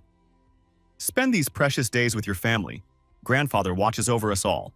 Sharon bowed deeply, gratitude shining in his eyes, as Rena reflected silently. At first she had thought him a mere companion to her brother, but he proved himself a remarkable soul. Even amid upheaval, his gentle heart and steadfast beliefs guided him true. "Strive for magehood," she encouraged, "and never abandon your charge to protect my brother." That afternoon, Sharon climbed into the carriage with his parents at his side, yet overheard whispers from the coachman warned him. At the academy, he must conceal his humble origins. Sharon nodded in understanding and relayed the counsel to Ryan, urging caution. Thus began the fateful convergence of Rena, Ryan, and Sharon, the 3 kindred spirits whose bonds would ignite an upheaval across their world. Their ardor and resolve would be remembered as the spark that shattered old orders. And now we turn our gaze to the venerable Sophia Academy of Magic, its towers gleaming in the morning light. Grandfather Genta sipped his tea in quiet thought, pondering what had occupied their minds these long 30 minutes. Yet the elderly mentor who once crossed their path admitted, despite half a century of shared history, he could not grant the request laid before him. For he had weathered his own youthful trials at the Academy's gates and found the courage to refuse where others might falter. Yet the venerable elder insisted that these covenants were never woven as mere safety nets for noble stratagems, for each year brought fresh petitions, and each accord bore its own exacting terms. Impatiently, he mused that his companion's obstinacy was almost cruel, keeping him waiting without sparing even a single moment's thought. In a hushed tone, Odin revealed that our champion was far from an ordinary youth. The headmaster's curiosity blossomed. Arms folded, he confessed he had summoned not a strange child, but the dear friend of his youngest grandson, a boy of singular wonder. Could it be, he wondered, that upon first glance he beheld a reflection of his own younger self? With a furrowed brow, the principal questioned, if this lad's talents were so profound, why send him on another's errand? Did that not hint at some hidden flaw? A solemn quiet fell as Odin confessed the gravest obstacle of all. He bore no noble lineage. The headmaster's calm fractured. Gazing into Odin's eyes, he whispered, "Is this the fair-haired boy with eyes of sky?" Through the watchful gaze of the urgent family's patriarch, the scene shimmered with recollections of our hero's past. He surmised the boy to be a cunning strategist among adults. Yet when a promising offer was laid before him, he turned it down. Odin chuckled softly, daring to ask what in the world the principal made of such refusal, for who would spurn the gift of noble rank? Then the director perceived that our hero understood the dance of cause and effect, each outcome born of its own origin. Odin, too, lamented how many wanderers, blind to this truth, stray into folly. Though new horizons may always emerge, to abandon one's convictions is to risk losing every treasure held dear. Our hero, unwavering in his compass of right, stands firm. But does this resolute heart not echo the headmaster's own youthful fervor? The director pondered that a man who yields to no bargain invites both reverence for his steadfastness and scorn for his inflexibility. He deemed such firmness perilous. A contemplative silence fell as a distant memory stirred within him. "Have you forgiven yourself?" he asked softly, before offering support, recalling how many prodigies he had shaped, and wondered if the grudge should not be released. Yet the principal countered that though his friend's pride was formidable, his intent rang true, to guide children so they never replicate his own faults. And if our hero shares that likeness, how can one be sure he will not tread the same perilous path? Odin interjected that his comrade Alpheus possessed a genius so rare it graced the world but once a century. Hailed as the Milch family's radiant star, Alpheus once faltered and nearly lost all, yet by some miracle of will, he returned. Odin still found it astonishing that this very prodigy would, in time, become a time-worn headmaster in such a distant enclave. The headmaster, his voice firm, admitted he'd never believed his friend would aid even the heavens, branding himself a third-class fool in the process. A quiet worry took root in his heart for the fate of the Tamura kingdom. The headmaster chuckled softly, prompting Urgent to wonder if destiny itself had woven this encounter, since even he recognized the boy. For the youth who vanished years ago had now reappeared among them. Yet the director scoffed at notions of fate, even as the boy's brilliance, stifled by birthright, had rerouted his path over the past 4 years. And now, standing before him, was this not the very tapestry of destiny? At that instant, the headmaster turned to Odin and announced his willingness to accept Chiron into his fold. Thus it was decreed, come spring, 3 months hence, our 17-year-old champion took his place beside the carriage, bidding farewell to hearth and kin. He sought their judgment on his appearance, and each face shone with pride. From behind them, his father's cough broke the moment. Had the boy forgotten some final ritual? Chiron replied with a playful shake of his head. At 17, kisses were passé, yet his father's eyes were grave. Stepping forward, he pressed a kiss to his son's brow and whispered assurances of triumph. "I believe in you," he breathed. Chiron hesitated. Had arrangements for lodging in the city been settled by the family's head? His father, ever a mountain hunter, stood firm. Life among the peaks would suffice, and no offer from the Odin line would sway him.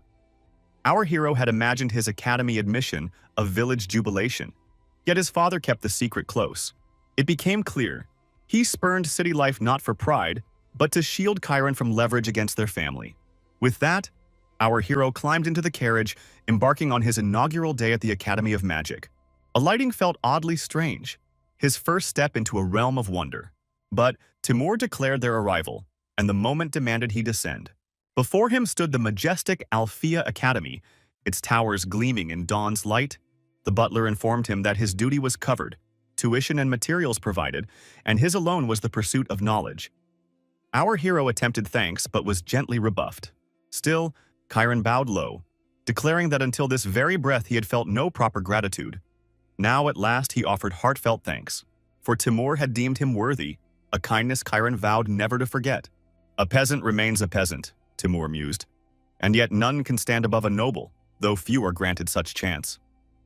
He warned that among these halls, many would glance askance, their gazes sharp as winter's wind. Yet he urged our hero to hold fast to his steadfast spirit. A wry smile spread over Timur's face. Only by enduring thus could Chiron reach his summit. If you are prepared, he beckoned, follow me. Your registration awaits. This was the Officers' Academy of Magic, hallowed ground, the very cradle of geniuses. Should our hero journey these corridors of wonder, whom might he encounter along the way? Having seen him through the formalities, Timur bade him farewell, but promised aid should Chiron ever require it. Our champion observed that within the Academy's hallowed halls, Alpheus employed a 10-tiered grading scheme. A grand total of 420 scholars roamed these corridors, with but 30 destined to don the cap and gown. Of these, a mere dozen would emerge each annum, triumph etched upon their brows. In that instant, our hero was summoned by the venerable headmaster, Alpheus himself. "Are you the one they call student?" he inquired. "Do you recall our prior meeting?" Alpheus pressed. And though memory's echo fluttered in our hero's mind, gratitude bloomed for this celestial fortune. Yet the director beckoned haste. Words could wait, for first must come the entrance trial. Bewildered, our champion questioned the nature of this exam. "Fear not," the principal soothed. "It merely charts your rightful station. No peril lurks here." Then, with a measured gaze, the headmaster queried whether our hero could open the spirit zone. "Naturally," he replied, and Alpheus noted both marvel and wariness. The director mused on the steel of youth. What might have blossomed if such power graced a boy from infancy? Though time had flown, his destiny's tutor would soon be revealed. And so, to spare Chiron's nascent renown before the trial crowd, the headmaster proposed a tour of the Academy's secret ways. Wandering shadowed corridors, the principal urged our hero's eyes upon the classroom portals. Here, the chambers from 10th to 8th grade lay open to eager novices. He could scarcely tear his gaze from the swirling magics at play within those student circles. Yet Alpheus whispered that the path ahead led to realms unlike any other. Behold the exalted tier, then courses spanning 7th to 4th grade's coven, each threshold more austere than the last. A charged atmosphere hummed, as peers conversed in fervent tongues of energy and nodal flux. Their arcane dialect eluded our hero's ear, leaving him adrift in a sea of cryptic syllables. At one moment, a rogue apprentice even dared to unsettle him. A sly grin flitted across the director's visage as she chided the miscreant and offered gentle correction. Our hero wondered how such liberties were permitted. Did no guardian heed these transgressions? Yet no sanction fell. The headmaster merely bade a reprise of the feat. He felt himself drift beyond the mortal plane, caught between wonder and disquiet. And then, amidst the twilight of his thoughts, a familiar countenance emerged. A visage once unseen, or perhaps long overlooked, stood before our hero. Pressing onward, he spied the grand announcement board in the heart of the corridor. There the middle strata were arrayed, but his gaze alighted upon the first-class noblewoman's name. Joy swelled within him, for each soul listed shared his nascent gifts. Yet it was Camus who towered like a colossus among them. Brimming with eagerness, our hero longed to measure his mettle against any challenger, for here he would once again commence his grand journey. In that moment, his sole desire was to ascend to the summit of the rankings. He wondered, could it truly be Camus? Was she not the reigning first-place prodigy? Yet as he studied her, he recognized the same young woman who had once sought to humble him. Turning away, he silently hoped she had failed to notice his presence. He longed for the comfort of obscurity, but fate intervened as Amy brushed past him, her presence undeniable. Her companion, however, seemed utterly besotted, declaring Chiron flawless in her eyes. Camus herself murmured that his face felt strangely familiar. At once, her friend teased, "Did he entrust you with his secrets?" "You care nothing for mere boys," Camus protested. It was not indifference that stirred her, but a whisper of recollection.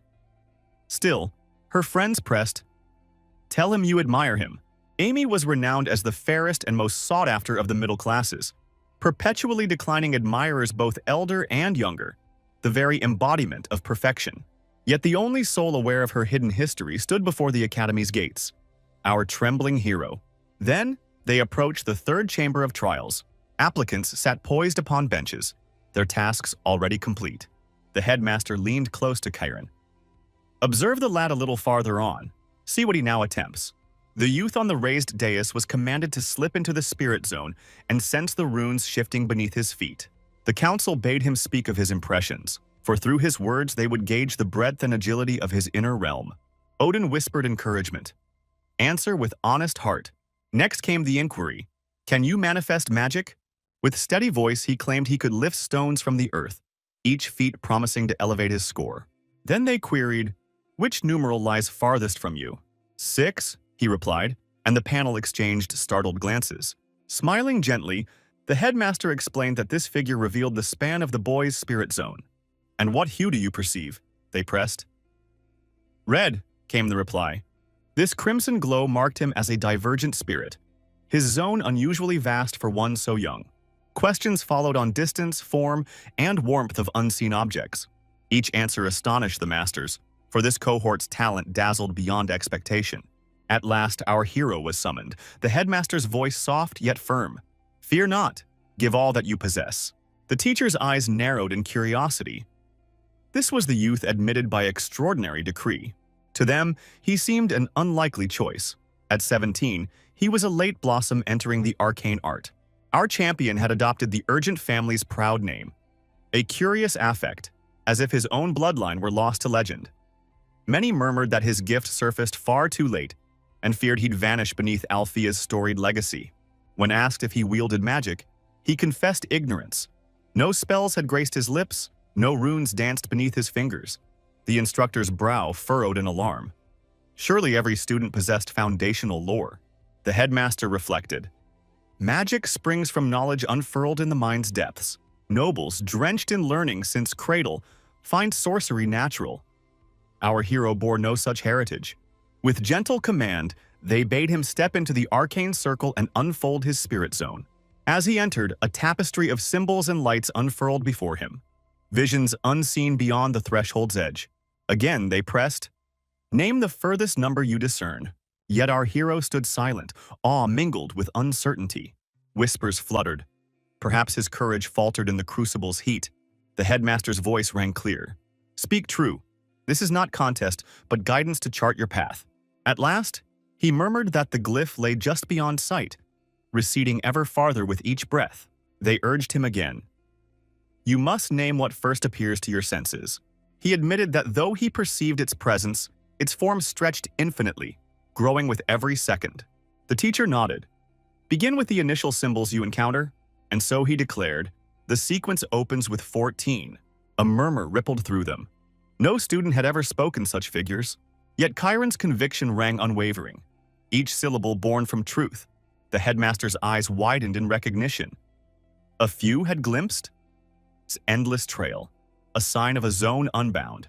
Could our hero's inner realm truly exceed 30 meters in radius? The next query, "Which hue burns brightest in your vision?"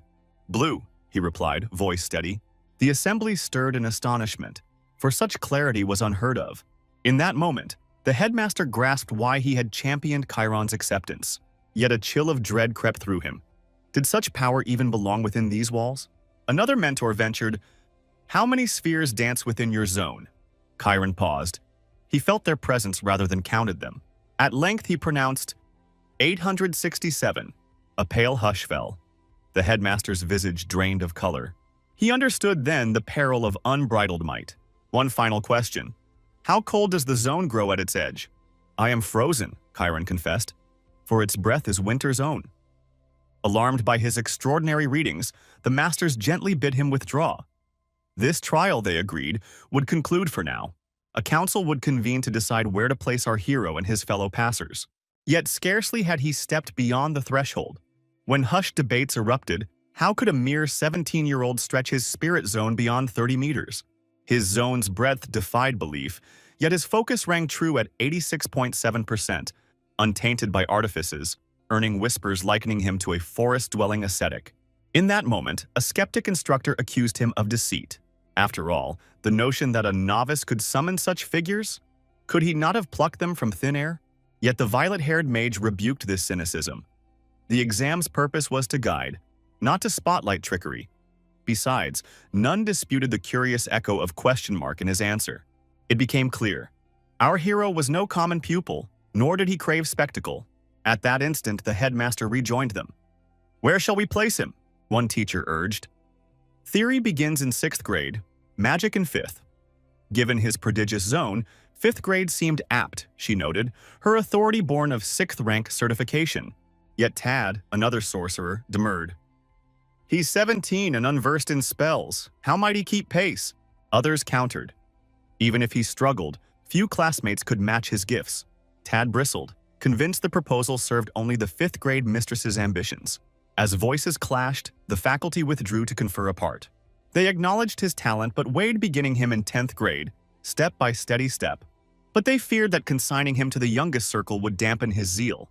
At last, a venerable matron proposed 7th grade, a level devoted to mastering the zone's foundations from which he could leap onward. The headmaster, struck by her wisdom, decreed, "Our hero would join the 7th tier." Once more, the 10-class hierarchy revealed itself. Primary circles, 10th to 8th, foster raw zone expansion. Mid-ranks, 7th to 4th, instill arcane application within the zone. And the final echelons, 3rd to 1st, forge experts for the world's grand stage. By this decree, our hero found his path to the 7th circle. Introduced before his peers, some judged him aged beyond reason. Yet he took his place among the middle ranks with solemn resolve. Our champion's heart swelled with joy, for at last he set foot upon the path he'd long yearned for. Entrance to the Academy of Magic. This venerable institution sprawls across 42 kilometers of rugged highland terrain. Within its bounds lie over 33 dormitories and 40 halls dedicated to arcane study. Though its gates remain closed save for vacation's call, no soul here feels confined. From daybreak's lessons until the final bell at 5, the campus hums with purpose. Some immerse in round-the-clock scripture, others form research circles, all united by thirst for knowledge. Such fervor birthed this hallowed academy, and Chiron found each expectation perfectly fulfilled. Indeed, the curriculum pressed heavily. An array of disciplines demanding vast stores of lore that challenge even nobles schooled since infancy. But our hero vowed to master them all. Foundation studies. Here, the tapestry of history's chronology let him weave together the world's accumulated wisdom. As the bell rang the end of class, a ripple of nerves coursed through him. For after lunch, practical exercises awaited, an exploration of his spirit's mutable form.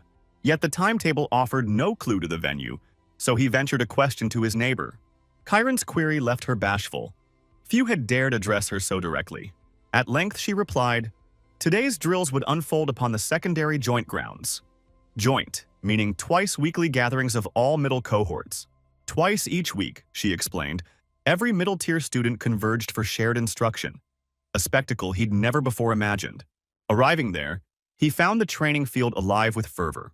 Even the red-haired prodigy swept by, neighbors clamoring for her company. Yet Amy remained aloof, heedless of every entreaty. Witnessing her passage, Chiron grasped her renown and prayed he might avoid her notice. Alas, these joint sessions recurred twice weekly, and he wondered if he could blend in without drawing unwanted eyes. Before doubt could take root, the instructor arrived, Estella Romy, a mage crowned with 6th rank mastery.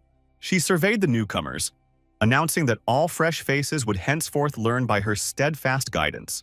"Among you stands one newcomer," she declared, "our hero, whose reputation precedes him." Then she beckoned Chiron. "Will you rise and greet your peers?" He rose, offering his salutations, his voice carrying quiet dignity as he addressed the assembly. Yet words faltered upon his lips, for he knew not the proper opening. In that moment, Amy and her companion exchanged knowing glances. Recognition dawning that here stood the youth they'd glimpsed but yesterday. Yet Amy herself wrestled with recognition. His face stirred vague echoes in her mind, though her crimson gaze could not place him. At that moment, Amy's friend was accosted by another student inquiring if she knew this newcomer. Regardless, his presence was nothing short of remarkable. All eyes fixed upon him, marveling at reports of his entrance trial. tales of performance both unbelievable and breathtaking. Whispers spread. From what destiny did this prodigy hail? And then, like a sudden sunbeam, Amy's memory cleaved through the haze. She knew him, and discomfort bloomed in her chest. For the Kami lineage stands as a dynasty of geniuses. Their gift, those crimson eyes, passed only among their blood. This endowment grants them flawless recall of every moment, rendering rote study superfluous. Tama, their youngest scion, was lauded as the family's brightest. Amy, its most gifted daughter. With genius in her veins from infancy, life's victories became a tedious refrain. Frustration simmered. She chafed under the weight of her own brilliance. Believing herself mistress of destiny, she broke free of all constraints. Yet all unraveled when she chanced upon a humble peasant youth in a shadowed alleyway. Friends circled Amy, puzzled by her change, their eyes asking what had shifted. She brushed them off, feigning an ache in her shoes to mask her turmoil. Then her gaze snapped back to Chiron, disbelief etched upon her features. For her Kami memories, so precise, could not be mistaken. All her life she assumed him noble. How then did a commoner stand within these halls? Panic seized her, for her hidden past was a shame she'd guarded fiercely. Her breath caught. No trifle must betray her secret. Yet did Chiron recall that fleeting encounter? Memories flooded her. Every shared glance, every whispered fragment of futures yet unwritten. Worse still, she feared discovery of her burgeoning attraction. Her cheeks scorched at thoughts of him. Yet her Kami instincts urged her hand to stem this tide before it swept her away. Across the room, our hero shivered, as though sensing her gaze's electric charge. Unfazed, the teacher pressed on. The zone is the mage's psychic tapestry. Its primal shape is the sphere, simplicity itself, the cornerstone of concentration. Yet only in practice does true mastery emerge. Now behold the visible weave of our collective zones. Chiron perceived her aura's glow, and she continued. This sphere remains our elemental form. With a gracious nod, she offered to demonstrate, for words alone suffice not. From her side materialized a target. Then, with a flourish, she summoned a spell to strike its mark. My own zone spans 10 meters, she explained. My target lies 20 away, and thus I call upon the fireball's blazing wrath. Our champion stood entranced, unable to wrench his gaze from the unfolding sorcery. The mage summoned into being a flicker of conflagration, a diminutive orb of flame. With graceful intent, she launched it toward its mark. Yet, despite her aim, the fire sphere faltered before its goal. She explained that most spells remain bound by the zone's bounds, their essence confined within its invisible walls. Still, by guiding its expansion along a chosen path, one can breach those limits and succeed. Like all his 7th grade peers, Chiron's heart fluttered at this revelation. He had never imagined the zone itself could be sculpted so artfully. The instructor warned, however, that such transformations demand Herculean focus, luxuries rare in the crucible of combat. Thus, warriors favor 4 core shapes: defense, offense, precision strike, and slipstream, each swift to form. She began with the Bastion of Protection, a crystalline cube that repels assaults on the zone's integrity. More facets grant stronger shielding, she observed, the prism's edges gleaming. Next bloomed the Star, an offensive bloom capturing foes' movements, ideal against throngs of adversaries. Then came the Javelin's Silhouette, elongated for ranged duels, though it falters against swift darting targets. Its potency hinges on rotational velocity, she cautioned. Students murmured marvels. How does she reshape the zone so swiftly? Chiron pondered whether, by this method, one might wield a 10-meter field in true battle. The teacher smiled. Even 5th graders wrestle with this art, so I'll lead with living example. Those seated behind Chiron whispered that mastering it at once would earn them passage to advanced ranks. Yet when she manifested the form, gasps echoed through the assembly. The shape burst bodily forth, spilling beyond her mortal frame. She herself looked astonished. How could a construct of thought drift from its bearer's flesh? Curious, Chiron wondered what anchor lay at the zone's heart. Evasion form, she replied, defies easy use. Only adepts trained in its subtle art may employ it. Its gift, unfettered movement, so long as the caster remains at its core. No instant incantation needed. Its reach is boundless. From behind came awed whispers. Behind such poise lies mastery untold. Chiron too sensed the depth of her prowess. Pausing, the teacher asked if they regretted missing this first display, and then called forth the illustrious Amy. A chorus of cheers erupted at her summoning, yet Amy's friends noted her pallor. Today, she shunned the limelight. In that moment, she craved only the shadows, not the spotlight. Thus it fell to Amy to unveil the Precision Target form, one of the zone's 4 primal guises. Its strength lies in its unparalleled reach across vast distances. Yet, as noted, it falters against swift adversaries or swarms of foes. When paired with a mage who can spin and steer their zone at breakneck pace, these shortcomings all but vanish. Thus, this form becomes an indomitable barrier to any enemy daring a long-range assault. Every eye followed Amy's demonstration, their astonishment palpable at each graceful gesture. Though most speed drill participants dabble in all 4 zone guises, many champions claim the top slots wielding solely the precision strike shape. Chiron marveled. Amy's technique seemed utterly invincible. She not only rotated her zone in place, but swept every target before her like a living tempest. With a single, fluid motion, she shattered her marks, each movement radiating elegant assurance. Whispers drifted that countless suitors vied for her favor, yet she shunned them all. Now Chiron understood their fervor fully. A noble beauty and consummate virtuoso, she embodied perfection. So why did she consort with those coarse ruffians? Amy concluded her display in mere 20 seconds, reaching the storied 9th level. She paused midfield and cast a deliberate glance toward Chiron. He sat perplexed, unsure of her meaning. The assembly erupted in startled chatter. Never before had Amy singled out anyone thus. All realized her gaze was fixed upon the newcomer. Amy herself felt a flush of unease. The look had slipped unbidden, and now her heart pounded. Across the field, Chiron's palms grew clammy, the air thick with mutual recognition. Both felt certain that memory's threads bound them long ago. Settling at her desk, Amy fretted that if Chiron spread rumors, her peerless standing might crumble. Should she silence him? Yet logic prevailed. As the Academy's luminary, her word carried weight. No idle tale could eclipse her renown. One careless gesture could ignite needless scandal she dared not allow. Her friend, noting Amy's blush in class, pressed for an explanation. Amy feigned composure, denying any disturbance. When the showcase ended, the divisions dispersed for hands-on drills. The instructor turned to the 7th grade circle. Begin with defense. Forge your cube strong, for only focus shields you on the field. Chiron steadied himself, tuning his mind to the subtle art of compression that binds his zone. He visualized the inner lattice forming, a silent architecture of resilience. Then, with care, he expanded its edges, weaving that barrier against any who would breach it. Chiron paused, pondering whether his efforts had taken root. Until he beheld the outcome, doubt lingered. He mused that manifesting the luminous zone as his mentor did might unveil his success with greater clarity. Summoning courage, he approached Estella. "May I attempt the visible weave?" She hesitated. Custom-dictated seniors claim it first. Yet Chiron reminded her that magic demands self-focus and that chances to hone such talents are fleeting. Scanning the field, the teacher noted every pupil's abstention and smiled. "Be the first, then." Amy's ears pricked, for whispers had dubbed him the Invisible Zone, and curiosity warred with concern. She expelled a startled gasp and challenged him. "What can you truly conjure?"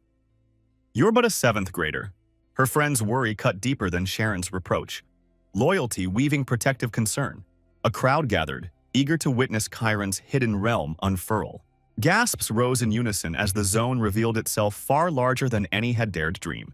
Murmurs swirled. What diameter might he command? Even Chiron himself marveled. What span would his spirit truly claim? Many scoffed that no mage's field ever surpassed 13 meters. How could his exceed 20? Determined, he summoned all his will, seeking to compress the vast sphere into a fragile mote. On this maiden trial, he yearned for subtlety over spectacle. Yet instead of contracting, the zone's edges trembled, then gave way, unraveling rather than firming. Alarm flickered within him. Had fear unmoored his control? Collecting his thoughts, he realized external chaos bears no weight within the zone's embrace. He sensed a misstep. His teacher's calm demonstration held a hidden lesson. In that instant, he recalled the key. All peers shaped their zones in silent concentration. So long as the mind's eye wavers, the form falters. Resolving to align thought and breath, he abandoned contraction's pull. Instead, he allowed the sphere its natural breadth, freeing it from self-imposed bounds. In moments, the glowing orb swelled with renewed vigor, leaving onlookers breathless. Numbers soared to 41 meters. Amy herself blinked, astonished by such prodigious reach. Relieved, Chiron surrendered to the zone's will, ceasing his struggle for control. Witnesses whispered, on his first dawn, he had mastered a primal form. They beheld him as one born to the art of molding the unseen. Standing center stage, Chiron sensed the thrill of a duel's pulse coursing through him. Estella, too, wore a look of stunned admiration, for even Sharon's feats in the entrance trial had not eclipsed this marvel. Amy's red-haired confidant leaned in, asking if Chiron truly possessed such rare gifts. After all, few could achieve such feats on day one, and he was undeniably handsome. Yet Amy stood apart, her moon-pale complexion betraying her nerves, beads of sweat glistening on her brow. In that instant, Amy recognized him as the architect of her past humiliations, and, seeing his mastery now, suspected some unseen benefactor must have guided his hand. Still, she acknowledged his uncanny ability to adapt and grow, and resolved that her only path forward lay in drawing nearer to this formidable youth. Even Estella, the instructor, stood agape at Chiron's prowess, as though he had honed his craft amid remote mountain hermitages. Chiron cleared his throat, regaining the teacher's focus and gently diverting her astonishment. He asked why his zone's span had contracted, seeking understanding. The teacher reassured him, contraction breeds greater density, a natural consequence of resizing. At such compact strength, his form would resist nearly any physical or magical onslaught. Praised for his insight, Chiron was invited to step beyond the zone's edge. As he gathered himself, murmurs rose. Classmates hailed him as extraordinary. Bewildered by their attention, he offered thanks for their praise and quietly excused himself. Estella smiled knowingly, admiring his clever use of a defensive sphere, yet recognizing his success owed much to his convergent nature and extraordinary focus. All eyes seemed fixed upon Chiron now, countless silent stars orbiting his presence. Gazes flickered with wonder, curiosity, and the hunger for rivalry. They brimmed with admiration, and on occasion a twinge of envy. But most unsettling were the furtive, almost predatory looks. The following dawn, another gaze fell upon Chiron, this time from the stern examiner of the entrance trials. None in the room guessed she normally instructed 5th graders, yet she'd chosen to spend her free hours with the 7th grade cohort. Arranging her parchments, she mused on Tad's odd reluctance. Why not place Chiron among the 5th graders, where he'd surely catch up? Determined, she decided to champion his rapid advancement herself. Even Amy noticed the examiner's unwavering stare directed at him. Chiron dismissed it as fanciful overthinking. Smiling, the examiner conjured a tiny ice shard in her palm, its frosty scent filling the air. She challenged the class. Who can explain this enchantment? What is cold? What is the essence of freezing? Instantly, the chamber's temperature plummeted, and students' breath crystallized in midair. Yet the examiner noted her mana waned. True cold, she explained, cannot be fueled by energy alone. Heat may climb without limit, but cold has its bounds. For what we summon is merely the absence of heat, never true negative energy. Name that brink of ultimate chill, absolute zero, the point where all motion stills. Drawing warmth from ambient air, one can coax delicate ice crystals into existence. Yet the instructor pressed further. What if we fracture that chill into drifting particles, conjuring a swirling convective current? Silence reigned, so she unveiled her secret. We might summon frigid depths capable of extinguishing life itself. Tested in dire experiment, she added, and a hush of unease fell across the chamber. Then came the next query. Whence does a mage draw such potent energy, and by what art do they wield it? Seizing chalk, she sketched upon the board. Within a mage's chosen domain, they hold godlike dominion. In that bounded realm, the sorcerer touches light as if sculpting air, tastes sound, breathes texture. Reality bends to their will. Yet many, awash in such power, remain blind to the full scope of their gift, unversed in their own potential. For every spell's spark demands a triune mastery, omnipotence, omniscience, and omnipresence entwined in perfect harmony. Such divine faculties ignite theurgy. Without understanding, even the mightiest soul cannot weave true magic. Wizards, though mighty, must still parse the world's hidden framework as scholars do. An insight Chiron recognized held back his own craft. He lacked the breadth of all-knowing, having honed only boundless will. The teacher soothed anxious murmurs. In time, each of you will explore myriad disciplines here, and the zone is but half the mage's art. Without dedicated study, none shall transcend into true sorcery. With that, she invited them into the realm of elemental chemistry, the bedrock of enchantment. Chiron, heart alight, realized that his dream of magic might lie closer than he dared imagine. As classes adjourned, many sought solace among the library's silent aisles. Others basked in sunlit courtyards or drifted into drowsy rest. Yet our hero found refuge only in shelves of knowledge, each dawn dragging him deeper into study. Even so, he struggled to match the noble's polished erudition, his eyelids heavy with stolen slumber. Still, his spirit soared amid tomes, for each page brought him nearer to his solitary quest. He fantasized, had someone woven a spell to banish fatigue, his work might never cease. Then, as if in answer, his limbs lifted, buoyed by unseen currents. How could this be? Gazing downward, he beheld himself aloft, floating gently above the ground. Bewildered, he surveyed the grove beyond, and noticed a figure guiding him toward shadowed trees. A thud brought him earthward. He landed upon moss and stone, breath caught in his throat. Rubbing bruised flesh, he looked up to see the stranger remove a hood. And there, standing firm, was the fabled red-eyed warrior of legend. Chiron's heart stilled. This was the very guardian he'd glimpsed in whispered tales, the one destined to cross his path on some distant morrow, yet here stood before him as real as sunrise. Amy's voice rang out, noting that the haunted look in Chiron's eyes proved he had not forgotten her. Bewildered, he stood silent as Amy abruptly raised her hand in a spell-casting gesture. Flames curled into being at her fingertips, aimed squarely at him as she hissed that if he truly remembered her, she might as well end him now. In that instant, memories of those alleyway horrors flashed before Chiron's mind's eye, the pain echoing in his chest. Amy recalled how back then she had almost spared him. Yet when his sobs had racked his body, a darker craving had seized her. She had yearned to see him weep all the more. But here and now, before her, he had been reborn, no longer the frightened boy of 5 years past. She wondered quietly whether the man before her was the same wretch of her cruel youth. Rising to his feet, Chiron met her gaze and confessed that he remembered her well, how she'd ordered those thieves to strip him bare. Amy's flame-wrought anger flickered into shame as she stammered that it was all a dreadful misunderstanding. Her cheeks burned as she pleaded, "Please do not think me some depraved voyeur." Chiron's breath caught. He had braced for anything, but not such an apology from such a radiant beauty. Amy rushed on, insisting she had never commanded that cruelty, that it was the brigands, not she, who violated his dignity. But Chiron countered gently that it was indeed she who had sought the sight beneath his rags. Her voice trembled as she denied the claim, insisting she'd never felt interest in any boy. He realized then her panic was born of fear. She dreaded the rumors she might unleash. Softly, he asked if she wished merely to utter that small, potent word. "Sorry." Amy froze, unaccustomed to such direct appeal. Chiron continued, explaining that he understood her wish to bury the past, her pride as the Academy's star, her carefully guarded secrets. Yet the past could not be undone. He offered that perhaps an apology alone might soothe their shared burden. Amy's thoughts swirled. Could a single word heal such wounds? She wondered if he sought to bind her with courtesy, skeptical that any apology could bridge their divide. Amy bristled, convinced he was toying with her, testing her resolve.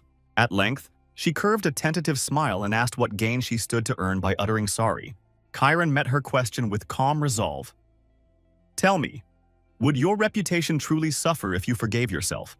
Can you trust that I shall guard our secret, that this moment remains only ours?" She countered that an apology implied guilt. Would it not weaken her standing?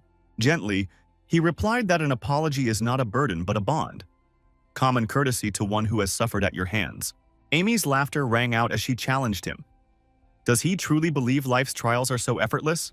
Deciding to parry in kind, she unleashed a volley of words as her own form of offense. "Why squander energy?" she scoffed. "You'll gain nothing from my forgiveness. Yet heed this. Should I abandon Shireen's side, surviving these halls will be your darkest ordeal." Chiron met her gaze, realizing beneath her polished mask lurked a merciless spirit. Amy's mind raced. How else to unnerve him? "Tell me," she pressed, "what do you fear most within these stone walls?" Reading his silent bewilderment, she smirked. He clearly knew nothing of its hidden terrors. "It is the elder students," she warned. "Cross them, and they'll brand you a rule-breaking peasant, banished without mercy." "What is it you seek? My expulsion or the ruin of my name?" Chiron asked, steeling himself. She feigned amusement.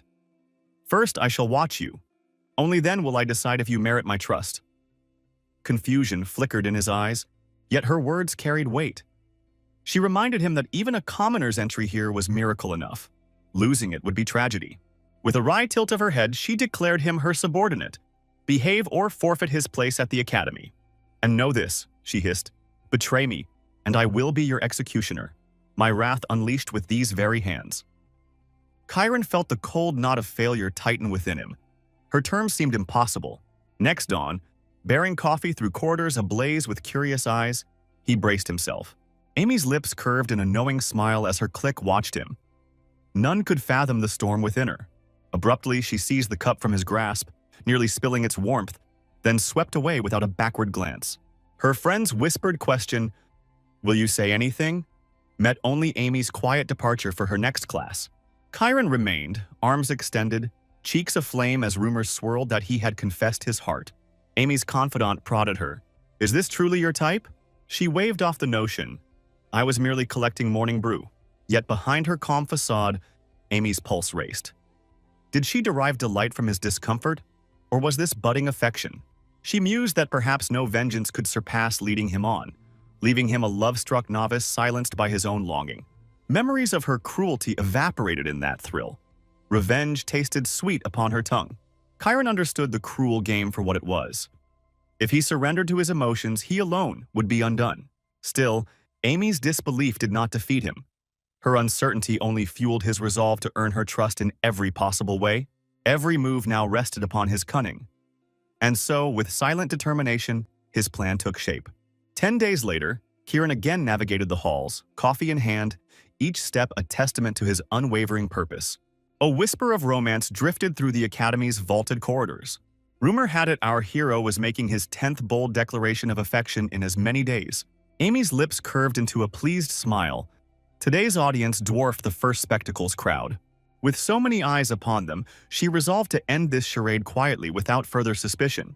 Yet her friend, ever blunt, pressed, "When will you finally return his feelings?" A sudden weight settled in Amy's chest at the very mention. "I'm not one to dote on admirers," she snapped. But her friend reminded her of the academy's gossip. She never even met a suitor's gaze. "Yet he brings you coffee each morning," the friend teased, "and all await the birth of this legendary pair."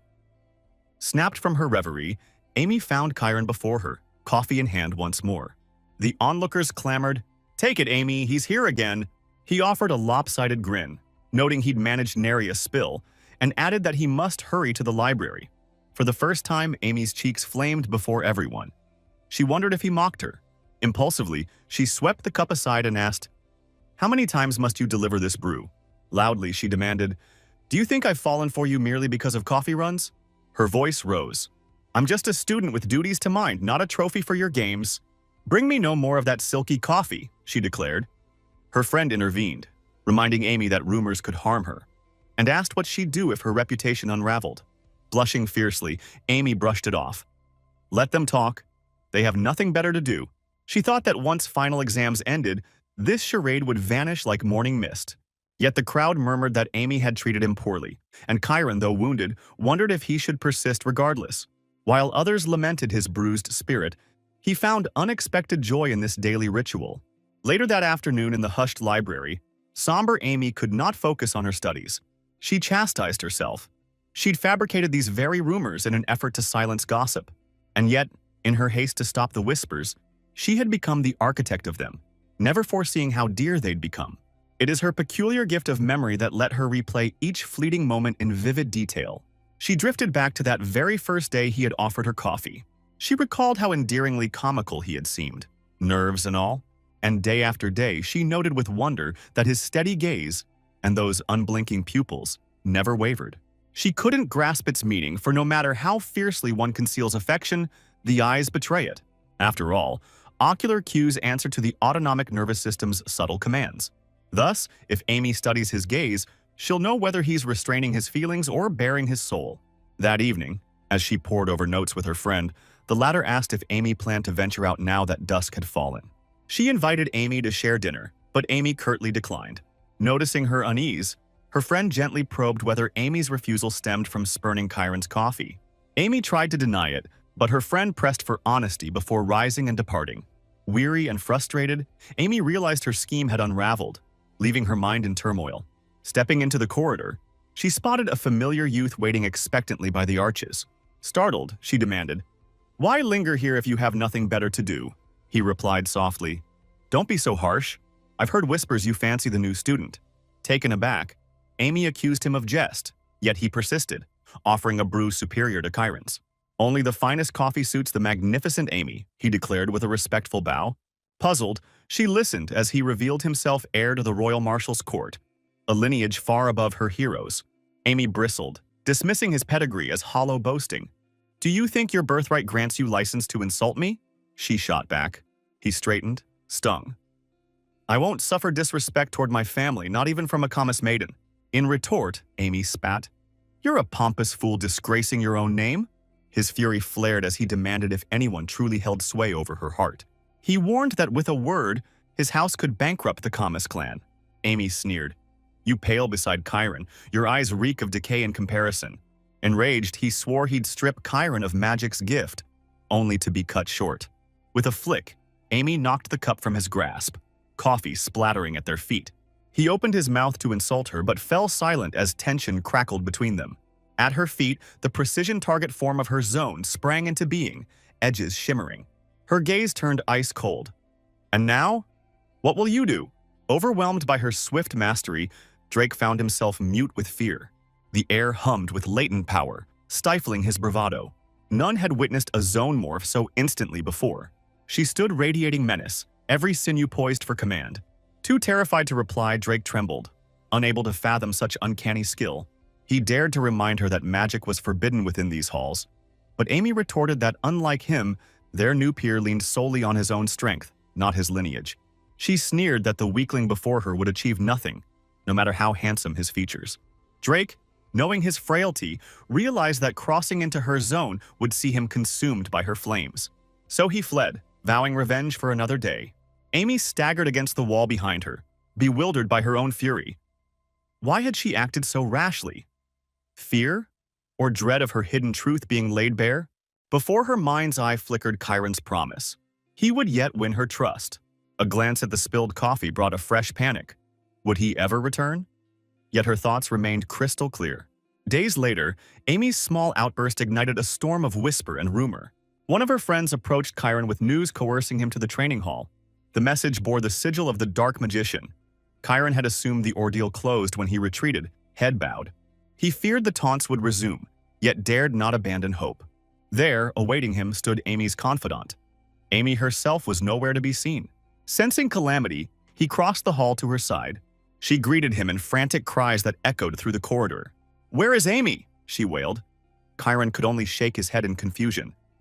She thrust a letter into his hands. Amy must appear in Hall 14 at 6, or Chiron would suffer a grim fate. The note warned him never to show this to the masters, or Amy would rue the day. Chiron pressed for the dark magician's identity. A mere half-hour earlier, Amy had been accosted by a stranger demanding her attendance. She had scolded him for his impertinence, but he insisted. His master must speak with her. When he disclosed that Chiron's life hung in the balance, Amy trembled. Reading the letter, she instantly recognized Drake's signet. Carol, too, eyed the decree and wondered if this dark magician was more than a schoolyard bully. Had some hidden faction of miscreants snatched Amy? Or was this vengeance for her own cruelties? Amy realized the summons stemmed from her earlier retaliation. Carol urged they confess all to the faculty at once. Yet Amy feared that such disclosure would spark a tribunal and reveal her tangled dealings with Chiron. Exposed, he would be cast as the peasant he truly was, and she too would face disgrace. Weighing her misdeeds, Amy resolved to face this trial alone. She told Carol to alert the masters if she had not returned by 7, and she swore that night to bear the consequences of her own making. Thus, alone beneath the waxing moon, Amy steeled herself to seek Chiron's fate in Hall 14. Sarah wailed that Amy could not possibly confront a horde of foes alone. Yet Amy, calm as stone, assured her that even 10 Jakes could not stand against her. Chiron, clutching the summons, felt a twinge of doubt. He could scarcely believe she'd truly come to save him. He turned to Sarah and asked where Amy might be. She only replied that Amy had her own reasons. Sarah begged him to wait until 7. Only then might the masters intervene, leaving Chiron dizzy with the unexpected turn of events. They still had an hour's grace, and Amy's silence to the teachers, he realized, sprang from her desire to protect their secret. Their fates were entwined, and Amy guarded him as fiercely as he did her own hidden truth. Entrusting his pack to Sarah, Chiron resolved to venture forth alone. He hesitated, heart-pounding, as though fleeing were the only choice. But Sarah seized his arm, her grip unyielding, determined to carry him onward if need be. "If you run," she warned, "you won't last a moment." "We travel by photon drive," she added, "so hold fast to me." A golden radiance enveloped them both, warmth racing across their skin. In a heartbeat, they were whisked away through space. They landed hard upon damp earth, and Chiron's stomach turned with the sudden jolt. Unperturbed, Sarah dashed on toward the clearing they'd been directed to. She paused at the edge and called out. No one stirred. Perhaps they'd arrived 10 minutes early. Or elsewhere, Chiron murmured, recalling Amy's caution about the masters. Yet he felt certain Amy would not have deserted him here. His past faded into insignificance. Amy's peril now consumed his every thought. He implored Sarah to dispatch word to his parents that Amy would arrive before he could. Sarah hesitated. Amy had begged Chiron to wait, but he insisted that his presence would shield her. Sarah could only nod, perplexed. Uncertainty flickered in her eyes. Had Amy and Chiron shared secret ties all along, unknown even to her? Chiron silenced speculation. There would be no time for such musings, for danger loomed ever closer. Left alone at the clearing's fringe, he gathered his resolve and summoned the zone. He knew its strength unfurled in the mountains. Perhaps here its echo might guide him. His gaze fell upon two fresh sets of footprints pressed into the earth. Yet as he stepped forward, a low murmur rustled through the underbrush. Deeper in the woods, the crackle of magic betrayed a fierce skirmish. Amy locked in combat. 4 figures flanked her, astonished at her unexpected arrival, just as their master had forewarned. Jake hissed, warning. "Mind yourselves. Important guest or not, Amy deserves our utmost respect." Amy bristled at the sight of so many idlers. Did Jake truly believe she'd come unaccompanied, all for Chiron's sake? "No need to raise the barn to root out a few mice," she retorted coolly. His jaw clenched. He hadn't expected her loyalty to shine so fiercely. "Where is Chiron?" she demanded, scanning their ranks. Mocking laughter answered her. The hero was nowhere to be seen. Amy laughed too. Without Chiron's shadow at her back, she'd clean house in no time. Jake stared in disbelief. Did she truly intend to attack them solo? When a wave of flames roared outward, their doubts vanished. Amy was no mere academy starlet. "Your target form is too brittle," Jake sneered, rallying his cronies. "Then move fast and brace yourselves," she challenged, her flames dancing. Yet Amy's precision strikes found their mark. None could evade her wrath. She wielded that pinpoint form as though born to the art. "This isn't the sparring ring," she warned, every motion honed by real battle's crucible. Jake scoffed. "No flawless defense exists. Every fortress has its breach." He hurled a vertical gust, a blade of wind aimed true, but Amy sidestepped with fluid grace. "Predictable ploy," she murmured before countering. A blazing inferno erupted at Jake, forcing him back. He spat insults, calling her mad, accusing her of wasting her gifts on childish games. Pointing, he vowed she'd pay dearly for her defiance. Amy's eyes narrowed. His words were mere embers against her resolve. But Jake unleashed a forbidden spell, its dark cord striking her eye.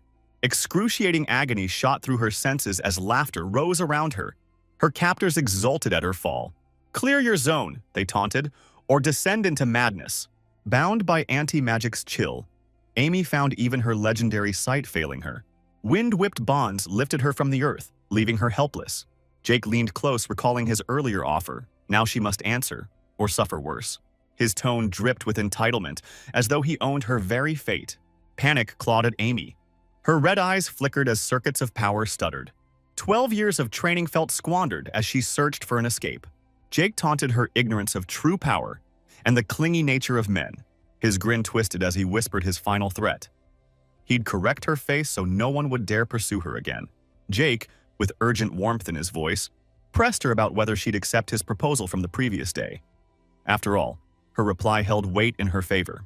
It was Jake who harbored a deep desire to share an adventure by her side. Yet Amy trembled, paralyzed by the thought that she was powerless to act. Her inner mechanism groaned under neglect.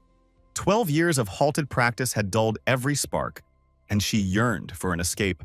Meanwhile, Jake insisted she didn't grasp the depth of her own stumbling, claiming that every man grew entwined in possessiveness. He murmured that a mere alteration of her countenance would silence all pursuers forevermore. He pressed the dagger's edge against her skin. Amy's lashes fluttered shut, bracing for dread's cruel embrace. Her vigor slipped away like sand through fingers, as she sensed the captive's despair in her very bones. Then, as if drawn from legend, our champion emerged and commanded silence upon the scene. In his grip gleamed a simple staff, humble yet heralding hope. Jake's brow furrowed in confusion. Who was this stranger whom even Amy recognized? A mirthless chuckle escaped Jake's lips, for the hero stood unaccompanied, solitary against them all. The boys jeered, likening him to a would-be prince, armed only with a slender branch. Amy's voice rang out sharp as glass. "Fool!" she cried, railing at the mockery. And yet our hero believed that, though outnumbered, none could easily fell the Academy's finest protege. His true aim loomed, to stall time's march, for if he had bested Ryan in a duel, here too he could prevail. He leveled his staff toward the gang, his tone unyielding. "Depart at once." But Jake stiffened, his defiance firm as iron-clashing steel. In a silent blur, our hero bounded forward to shield Amy. At that instant, the boys invoked anti-magic's curse upon him. Power drained from his limbs. Laughter rippled through the circle. They presumed he'd falter, knowing no peril he faced with naught but wood. Amy's cry pierced the air. Outside the ward's ring, hasten or be consumed. She warned that to linger would shatter his gift and shackle his mind. Our hero's consciousness wavered, each breath a fracture in his will. It felt as though his soul splintered into 1,000 drifting shards. Then his mentor's wisdom whispered back. Wizards guard themselves with focused thought. He grasped the truth. His very form must become a bulwark of resolve. For anti-magic's waves could not breach a fortress of concentrated being. If he could thicken his essence beyond their reach, victory would be his. The boys watched, perplexed by his stubborn resistance, yet redoubled their arcane assault. Amy's pleas grew frantic, urging him to succumb and flee the cursed circle. But in that moment he prevailed. His spirit solidified into unyielding armor. Hunger for triumph seized him. He forged his form into ever-sharper facets. Jake's astonishment dawned. Every anti-magic wave now recoiled from this living shield. "Focus!" he roared to his comrades, for their fevered energy fed the ward's strength. Unleashed at last, our hero struck, his staff cleaving the stagnant air of defeat. The anti-magic turned upon its masters, lashing at them within the zone's breadth. One by one they crumpled in agony, save Amy, who stood enthralled by the unfolding miracle. Was she barred by some unseen law, or lost in wonder's embrace? She realized now. The ward's pulse had stilled. The curse was broken. Yet her gaze remained fixed on him, transfixed by the crystalline barrier he'd wrought. She marveled that one could fashion so cold, so unyielding a sanctuary around the soul. Beneath his feet, he sensed every tremor. A worm's soft crawl turned thunderous quake, and by the ancient oak where Jake leaned, disbelief froze the onlooker's blood. How could 6, emboldened in numbers, fall so easily to this lone exemplar of might? In that silent aftermath, even doubt acquiesced to the hero's luminous triumph. They murmured that his mastery of anti-magic was the very key that opened the Academy's doors to him. In that moment, Jake's composure cracked. His voice sharpened as he challenged Chiron, daring him to believe he could triumph in a magical duel. He fancied it an effortless conquest, as if destiny itself lay prostrate before him. Yet ignorant of true sorcery, he found himself powerless when the currents of magic slipped from his grasp. A swift strike from Amy's palm sent him reeling, his form hurtling backward in stunned disbelief. But Amy's fury had not yet spent its force. She lunged once more, driving blow after blow while our champion strove to still her tempest.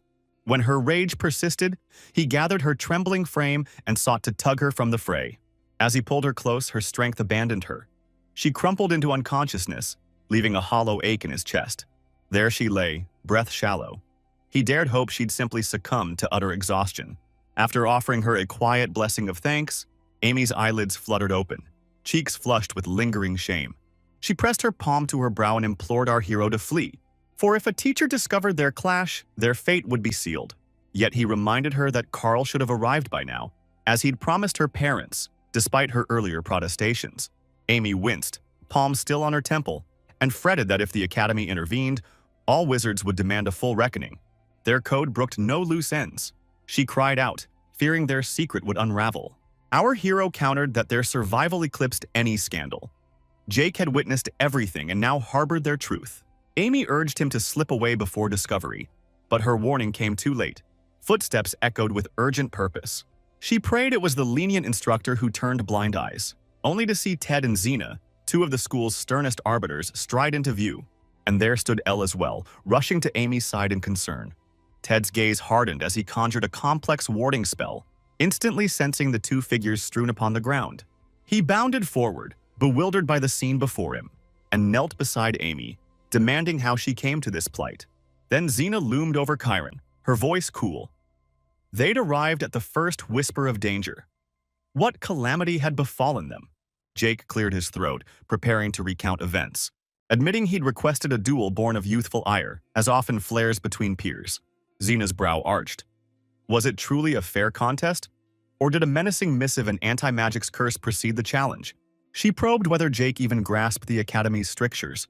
Jake defended himself, insisting Amy's prowess had driven them to wield anti-magic as their only recourse. He entreated them to note the wounds upon his comrades, and reminded them that Amy's initial strike beyond the library's bounds had provoked his duel and subsequent outrage. Amy's voice trembled as she retorted that Jake had menaced her and even penned a vow to abduct Shire. Jake scoffed, demanding proof. No assault had come from their side, and Shireen remained free and unseized. He pointed out that it was Shireen who had summoned the instructors, not them, casting suspicion back upon Amy and the hero. With a triumphant grin, he proclaimed them the true wrongdoers. He pressed for the unvarnished account, basking in the belief that his dark wizard heritage placed him beyond reproach. Ambition lit his eyes as he vowed to exploit the scandal, regardless of ruinous cost. Once their secret was laid bare, he would feed it to every local press outlet. National news agencies and clergy alike would feast on their disgrace. Yet Xena countered, decrying his claims. He and his confederates had unleashed anti-magic in brazen violation of the rules. They'd risked Amy's mind and the hero's life, bystanders to their reckless attack. Surely such a breach warranted no mere exception. Jake laughed darkly, reminding them who he was, the untouchable scion no teacher could expel. Ted opened his mouth to defend Jake's familial lifeline, then faltered beneath Xena's glare. Xena challenged him. Was it not their duty to shield students from peril? She declared that, even if his patronage funded the Academy, they would thrive better without his influence. Enraged, Jake thundered that money ruled the world, and soon they'd see whose power reigned supreme. His boast faded under Xena's righteous fury. She resolved to teach him humility before ejecting him from their halls. With a swift incantation, she bound him in an icy prison of spikes, his screams begging mercy for the students. Suddenly, he found himself suspended atop a block of ice, its crystalline spikes inches from his robes. The hero watched, awed, as not even a thread of Jake's cloak froze upon contact. He marveled at the teacher's mastery over every nook and nuance of her spell. Xena hovered above Jake, her gaze cold yet piercing, asking if he truly believed wealth alone could elevate him, even as he begged her for release. Abruptly, she withdrew the enchantment and warned him she knew of his past cruelties toward other pupils. Yet the Academy had turned a blind eye, sparing him punishment for each transgression. He spat that his family's fortune bought him immunity. Xena's voice cut through his arrogance. The Academy is not a marketplace for purchase. It exists to impart that which money cannot procure.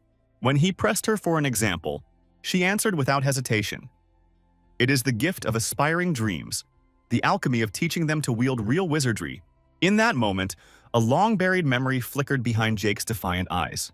He recalled that first pilgrimage to mentor Sina, when he laid bare his heart's ambition before fellow aspirants, each yearning to wield magic. Was that not the very essence of their shared quest? Yet here stood Jake, poised to trample those sacred recollections underfoot. In that moment, Jake's shoulders slumped. Contrition softened his gaze as he murmured a genuine apology, for he understood at last that their collective dream was the most precious treasure of all. From that day onward, Jake and his companions vowed to atone, and once again pursue the path of true wizards, though only after their wounds were tended and time had tempered their resolve. They accepted that justice would take its course in the chamber of penance, for fate's inevitable verdict must be rendered. Meanwhile, our hero and Amy found themselves summoned to the Academy's council room, pressed for why they had concealed the incident rather than alert their mentors at once. Was it not their duty to sprint for help? Yet he had dashed alone into peril to shield the gifted girl he admired. The tribunal demanded a compelling rationale. Amy steeled herself to speak the truth, and he knew the secret could not remain locked away. He could not foresee to whom the principal had entrusted the tale of his own mysterious origins. But Amy broke the silence. "He is my boyfriend." The confession struck the gathered teachers and Amy's peers alike, a revelation both startling and surreal. Her friends surreal, wide-eyed, pieced together the moment Amy's cry for aid had pierced their defenses. The villains had been convinced no savior would arrive. Their laughter died on their lips. Then a white steed thundered into the courtyard, and Shane, in a single sweeping kick, felled every foe. Turning to Amy, he vowed to journey to the edge of the earth for her sake. Cradling her hands in his, he lifted her as though she were spun of starlight, teetering on the brink of a gentle kiss. A chorus of gasps and cheers rose from the onlooking students. Carl, beaming, insisted he had witnessed the entire rescue with his own eyes. But surging beside her, Amy's friend challenged, "What rumors are you spinning now?" Whispers spread like wildfire. The school buzzed with news of the hero's new bond with Amy. Yet Amy silenced them, pleading that no scandalous tale be woven. Nothing was as they supposed.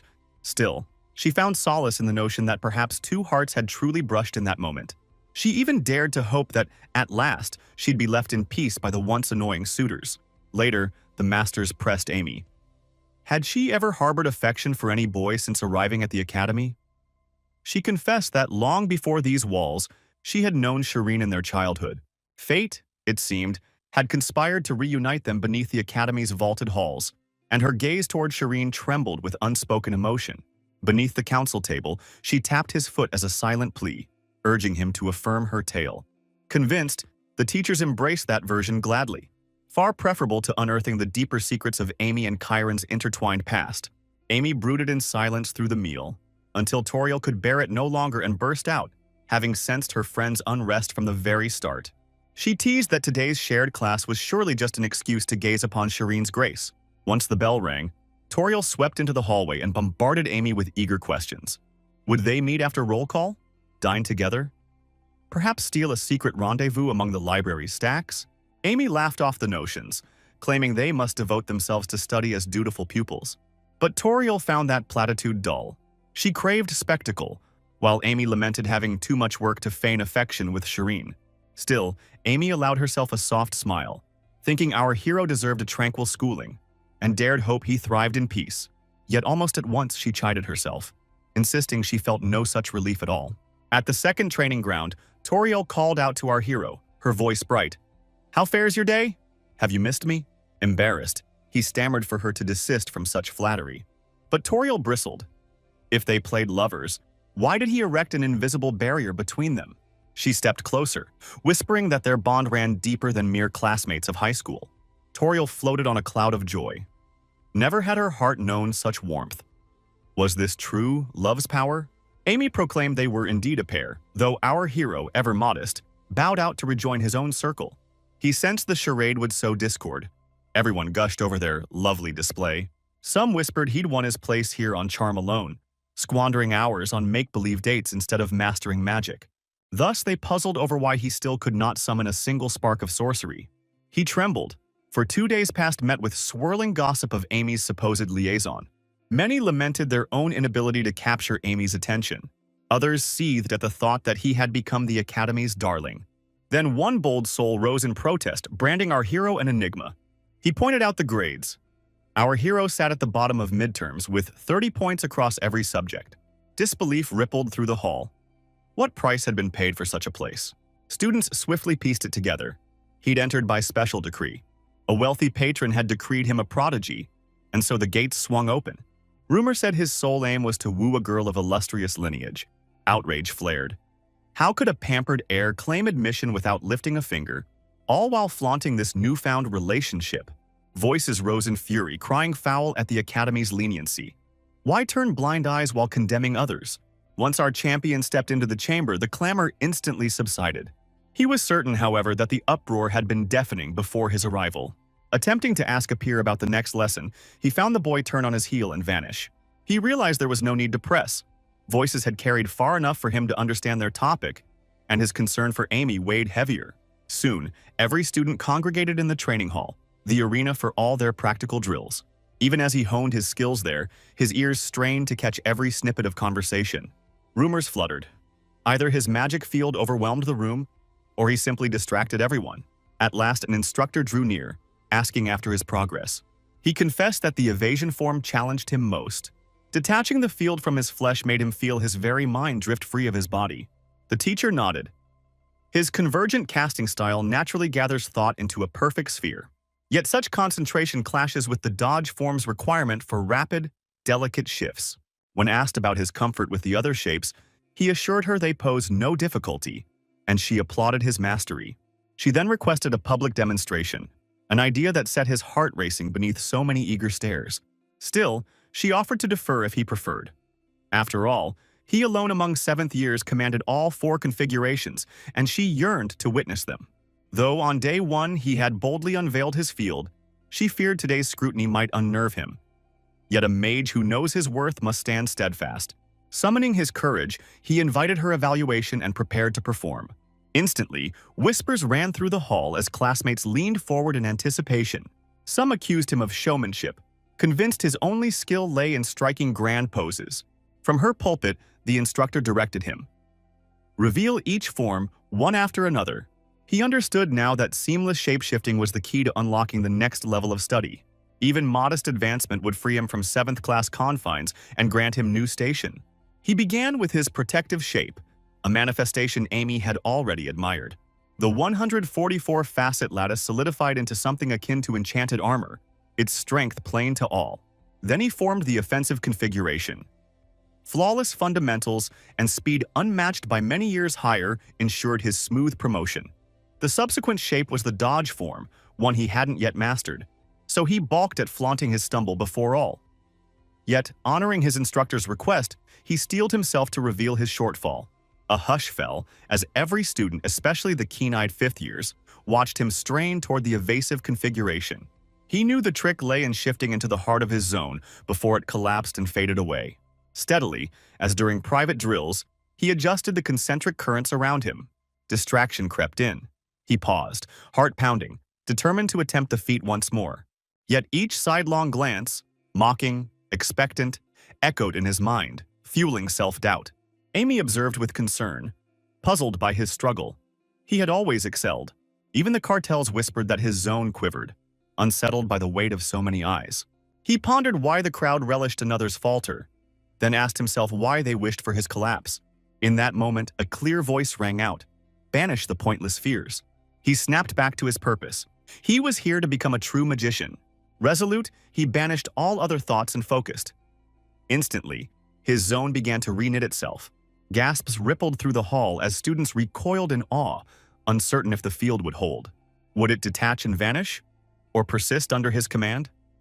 The hall leaned in, breath held. Meanwhile, elsewhere, the very teacher who'd rallied to the pupils now sat before us, poring over her report. Her eyes widened as she noted. He had withstood the anti-magic onslaught using a standard protective stance. She reflected that such power, without an artifact's aid, rivaled the strength of seasoned specialists, terrifying in its simplicity. Even conceding their misuse of anti-magic, she marveled at how he overpowered 6 assailants at once. Perhaps he possessed mental reserves surpassing them all. But was this a birthright gift or hard-earned skill? At that moment, Chiron was visited by the same mentor who had guided him through form mastery. With a proud smile, she announced that he had indeed executed the dodge form successfully. Remarkably, he achieved this in a single month of study, demonstrating it yesterday under her watchful eye. Thanks to the visible zone's glow, she observed its stability for a full 4 seconds, an eternity in magic. Thrilled, she decided this feat warranted special recognition to inspire every student's ambition. Thus, days later in chemistry class, she paused mid-lesson to deliver pivotal news. She called Chiron forth and declared that he would, as of tomorrow, ascend to the 5th grade. He was to memorize his new timetable at once and prepare for his promotion. The room erupted as classmates leapt to their feet. None expected him to vault 2 levels in one bound. They couldn't fathom the sway his lineage held over the academy. The instructor was poised to depart. Yet one of the young women protested, noting that leaping 2 grades at once was unheard of. After all, how does one advance early when one has never wielded a single spell? Seno herself reeled in astonishment. How could their champion be spellbound yet spell-bereft? She turned to Chiron for confirmation. Images of skeptical classmates flickered before him, awaiting his undoing. He admitted the truth of it. Seno remained stunned. Surely even the simplest incantations could be kindled by sheer inquisitiveness. But Seema reminded her that in the 6th year magic bore no marks. Another pupil sprang to their feet, decrying the injustice with fervor. "Madam," he demanded of the teacher, "did you not profess that not all matters here revolve around magic? What then are our hero's talents?" "He would surely prevail," he declared, "were he capable of conjuring even the faintest enchantment." The class rallied behind the taunt, vowing to alert the student council should the transfer proceed. In that moment, the senior sensed a hidden gravity to the affair, something she had failed to perceive. She confessed her haste and promised to confer further.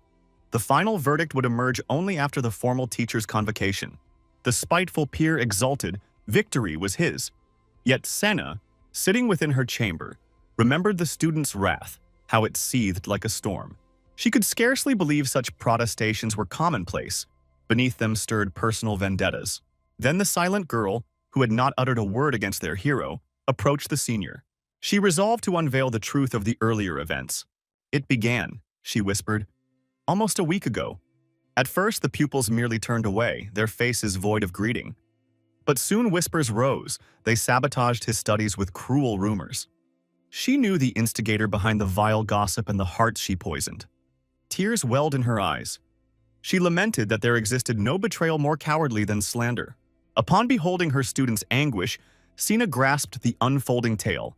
She thanked Maria, her brave protege, and vowed to set matters right herself.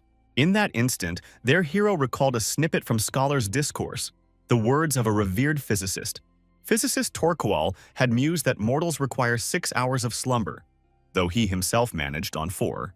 Yet a skeptic had queried whether his own triumphs rendered his hypothesis flawed.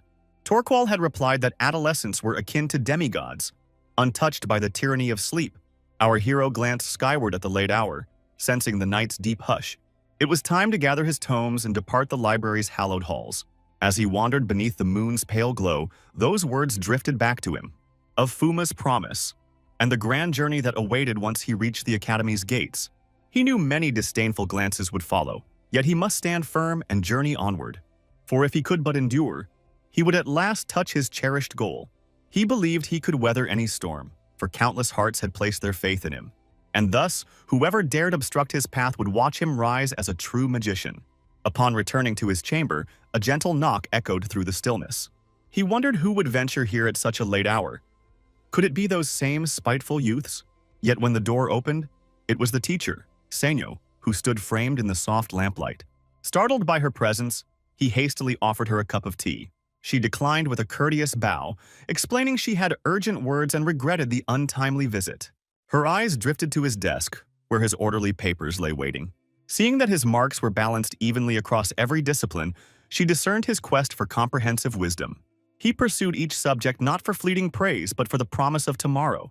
His neglect of magic was by conscious design. Yet she pondered why he had delayed this devotion for so many years, why his younger self had gone untrained. Chiron's steady gaze, unwavering now, answered her silent question more truly than words ever could. For though he bore struggles, his soul brimmed with love for this wondrous sanctuary of learning. Senyo then spoke gently, asking if whispers and taunts had truly darkened his days. He reassured her that all was well, though she pressed him to speak openly with one entrusted to guide him. He confessed he could not change their cold disdain, yet felt no shame in revealing it. Senyo marveled at his grace. How could he remain unbroken by such cruelty? He admitted the barbs stung, but he would not coerce their affection. He vowed to stay true and untroubled within. After all, 40 young voices might condemn him, yet he believed somewhere in the world a kindred spirit awaited. Senyo smiled, promising to carry his earnest heart into the teacher's council. No sooner were her thoughts voiced than the summons for the faculty meeting rang out, his petition for early transfer on the table. A hush fell as the teachers grasped the class's mockery of a solitary scholar. Then they recalled the lower years, where many lacked the spark of talent. No wonder his peers held him aloof. With all the truths laid bare, they recognized discrimination's dark hand, yet saw that his advance was just. Indeed, they noted he could don his cap and gown in 4 short years, another bright graduate to acclaim. Teacher Ted rose from his seat, sending Seno's resolve wavering. The headmaster inquired why he opposed the young man's transfer. Ted confessed he admired Kieran's gifts, yet fretted over the boy's utter lack of magical aptitude and his peers' growing disdain. Seno swiftly interjected, reminding him that Kieran had consciously set aside spellcraft to deepen his understanding of all disciplines. She insisted that no instructor should obstruct a pupil's chosen journey toward knowledge. Ted countered, clarifying that his concern lay not with Kieran's zeal but with the risk of favoritism undermining the community. He argued that Kieran's boundless curiosity cast his classmates into shadow, for the boy strove toward mastery of every art. Such imbalance, he warned, would sap the morale and ambition of the wider student body. With a subtle smile, he asked whether cultivating a single prodigy truly served the academy. Seno's cheeks flamed with indignation. The faculty braced themselves, anticipating the familiar spar between these two fervent spirits. Some hid amused grins behind their hands, marveling that such fiery characters had risen to wizardry at all. The principal raised a calming hand, declaring that both arguments held merit and urging a peaceful resolution. He lauded Seno's logical mind, acknowledged Ted's plea for fairness, and reminded all that the Academy's heart beat for equity. Ted allowed himself a triumphant smirk, while Seno bowed her head in brief sorrow. Yet the headmaster's bright eyes betrayed a solution brewing in his thoughts. At sunrise, the Academy's bulletin board bore startling news. Upperclassmen gasped as they read the proclamation. It declared that every 7th grader might ascend to the next grade.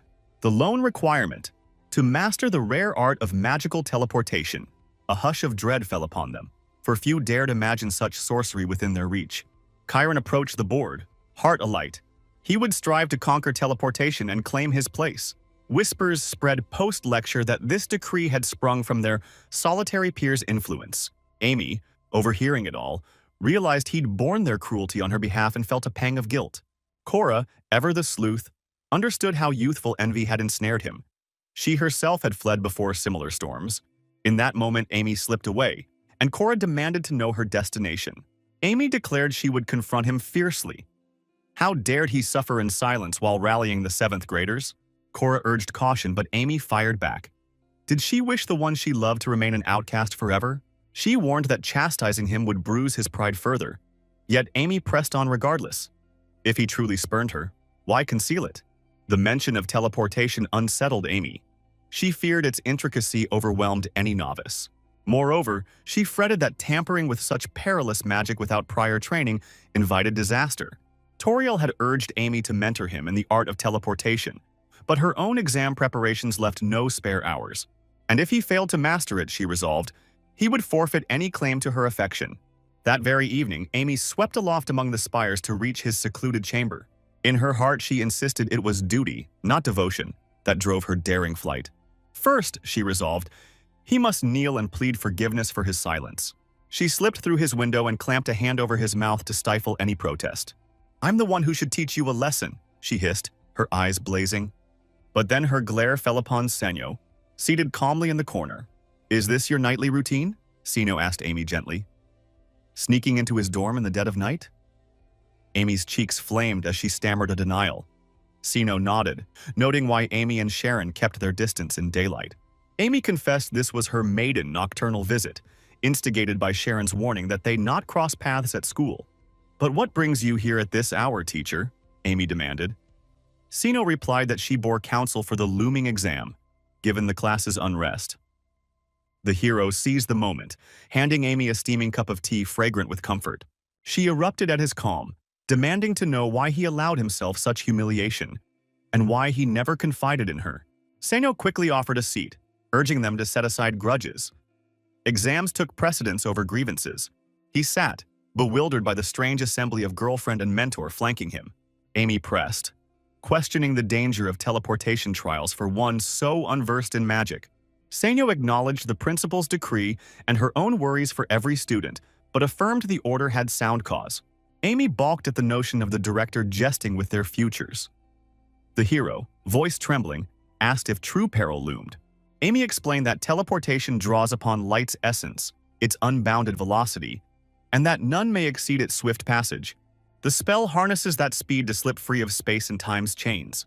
The hero questioned whether flesh could truly transform into pure light.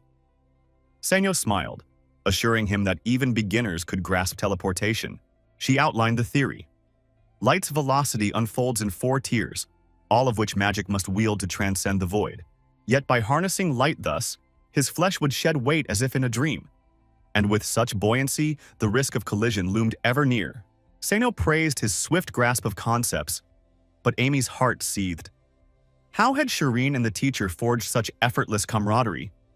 Had their friendship always been so unguarded? Our hero, curious, implored how such a perilous trial might be administered. Amy bristled and interjected, insisting she was no bystander, and that he could turn to her for any answer he sought. She assured him the exam site would be cleared of obstacles, a blank canvas for their trials. When he questioned its whereabouts, Amy lifted her gaze skyward, revealing that the mountains themselves would become their arena, peaks linked by leaps of speed. A wild laugh escaped him at the thought. No walls to break, only fathomless air to fall through. Amy explained that victory would go to the swiftest to span summit to summit, and if none prevailed, the longest flight would claim the crown, all within safety's first tier. Yet the teachers wore anxious eyes, knowing that unbridled zeal might turn competitors into foes. Amy realized then how easily Chiron would become their quarry. Meanwhile, Chiron wondered if he could face such a gauntlet alone. For though he welcomed challenge, he feared that rivalry's blade could wound more than pride. Sanyo broke his reverie, confessing she had long wished him here since 5th grade, yet her own ambition had delayed this moment. He hastened to reassure her, promising to embrace her guidance henceforth. Amy's lips quivered. Why did their mentor stretch herself so? Sanyo saw no wrong. Her guilt over the exam's rigors fueled her resolve to aid him fully. Amy's eyes sparked. More help could only steep him in deeper peril, she feared, given the trial's weight. For if whispers spread that I coach you, she warned, your every advantage fades. So let me be your secret tutor on this gentler first rung. Shock clouded Sino and Chiron alike. Had Amy's ire truly turned to care? Sino recalled her own wish to guide him and welcomed Amy's offer. Chiron's breath caught. For in a world where envy stalked each cap and gown, trust was a fragile bloom. Yet those destined as master magicians were forged in such fires of rivalry and hope. Their prowess marked them as esteemed alumni, their names entwined with the legacy of this venerable academy. In the academy's journal, their names would be etched in gold. Yet once you step beyond its hallowed halls, the glow of fame dims to endless rivalry. For beyond that gate lies nothing but ceaseless trials and unrelenting drills from dawn's first light. Amy vowed to outpace every soul before graduation's dawn. But Chiron's teasing grin drew warmth to her cheeks as he asked if such haste suited their tender years. Amy blushed, confessing it was his rapid strides that drove her. Only at commencement could she hope to outrun him. He beheld her as the rarest wonder, convinced her brilliance deserved first place among all advanced scholars. Despite the looming ordeals, Amy's spirit would not waver. She'd face every gauntlet courageously. He marveled that amid life's weightiest turning point, she still offered her aid. Sano, ever the mentor, insisted that a novice's first magic lesson belonged to a master's hand. But Amy's determination flared. She alone must guide him. With sudden resolve, she challenged Chiron to choose between her tutelage or that of his teacher. His astonishment echoed through the chamber. The offer seemed strange to all, yet Amy pressed on. Was it her guidance he desired or Senyo's? Amid the hush of their peers, Chiron declared he would chart his own course, resolute to learn by his own will. A tremor ran through the room as Amy asked if he grasped the magnitude of the life he embraced. He answered that he bore no wish to burden another. Each stood on the cusp of their own exam, and Sino would judge them all. Amy warned that wealthy rivals would hire costly tutors and conspire against him. And yet, he chose the solitary path. Chiron acknowledged her fears, knowing her urgency to graduate early sprang from her hunger for the promise that lay ahead. He reminded Amy that 5th grade had been her stepping stone too, and asked only that she trust his resolve, not to falter, nor to rue his choice. Seno smiled, blessing her apprentice's wish and granting him leave to follow his heart. She only asked that he seek her counsel whenever doubt should darken his path. As he rose to depart, Seno gently urged Amy to conclude their conversation and to resist midnight forays into the boys' quarters. Amy sank onto Chiron's bed, exhaling relief and fear in equal measure, then realized she alone lay within his chamber's hush. She knew the hour had come to slip away. Chiron saw her to the window, gratitude shining in his eyes for her midnight vigil. Amy paused, asking why he'd kept his pain from her. For no secret should stand between hearts that care. This burden, she murmured, is no longer yours to bear alone. It is ours to shoulder together. Recalling her friend's caution about his pride, she gently queried if this was why he had finally let his guard down. Yet he confessed he never wished to depart from her side. This revelation filled her with joy, for she believed he harbored tender feelings. But he upended her hopes, explaining that he meant only that he could not abandon his guiding light. She was his senior beacon. Startled, she listened as he continued. Upon arriving at the academy and seeing her name atop the roster, he vowed to close the distance between them. He admitted he never foresaw this awkward turn. Had he disclosed the taunts he endured, their bond would have grown yet more perplexing. In that moment, Amy recalled her own purpose for seeking magical study. Unable to contain herself, she lunged at him, finger raised. "Are you jesting?" "What is this lofty aim?" she demanded, chiding him for calling her senior, even as he crept behind her. He frowned in confusion, but Amy slipped to the window's ledge and declared that if he truly sought to surpass her, he must cease that title. "Let us compete on equal footing," she declared. "Should you falter, you shall forever address me as Miss Senior." At that precise instant, he dared to call her by her given name, and Amy's breath caught at his boldness. She turned, to find him gazing with unwavering conviction, certain he would one day stand beside her. She allowed herself a soft smile, urging him to quicken his pace, for by then, she might well have graduated entirely. As she slipped into the night, he mused how wondrous it would be to learn from her. Yet he knew every step, every triumph, must be forged by his own resolve. Only 1 month remained until the early transfer trials. The next day, whispers swirled. Some pupils had already secured private mentors for the exam. Word spread that roughly 20 aspirants would contend. There stood Chiron, arms laden with tomes of arcane theory. He had pledged to self-study, yet application posed the final hurdle. In practice, a wizard's surroundings shift like shifting sands.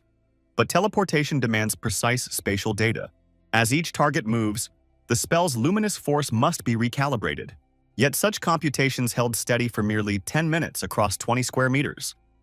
Who could execute them anew? He tapped his brow, convinced that instructors would not assign the impossible. Even Seino's assurance that teleportation lay within beginner's grasp offered little comfort. Having never wielded magic, he doubted his 7th grade peers would succeed where he might stumble. Though those peers had honed their craft since childhood under costly tutors, Chiron's solitary question remained. Could he bridge this yawning chasm alone? In that instant, he realized the headmaster's riddle had been answered long ago, back beneath the old oak of his childhood. Before him now stood the very student once glimpsed there, one who trained even now for that same fateful teleportation trial. The boy's mentor extolled his skill. Slidermark, a fellow 7th grader, had already achieved the feat.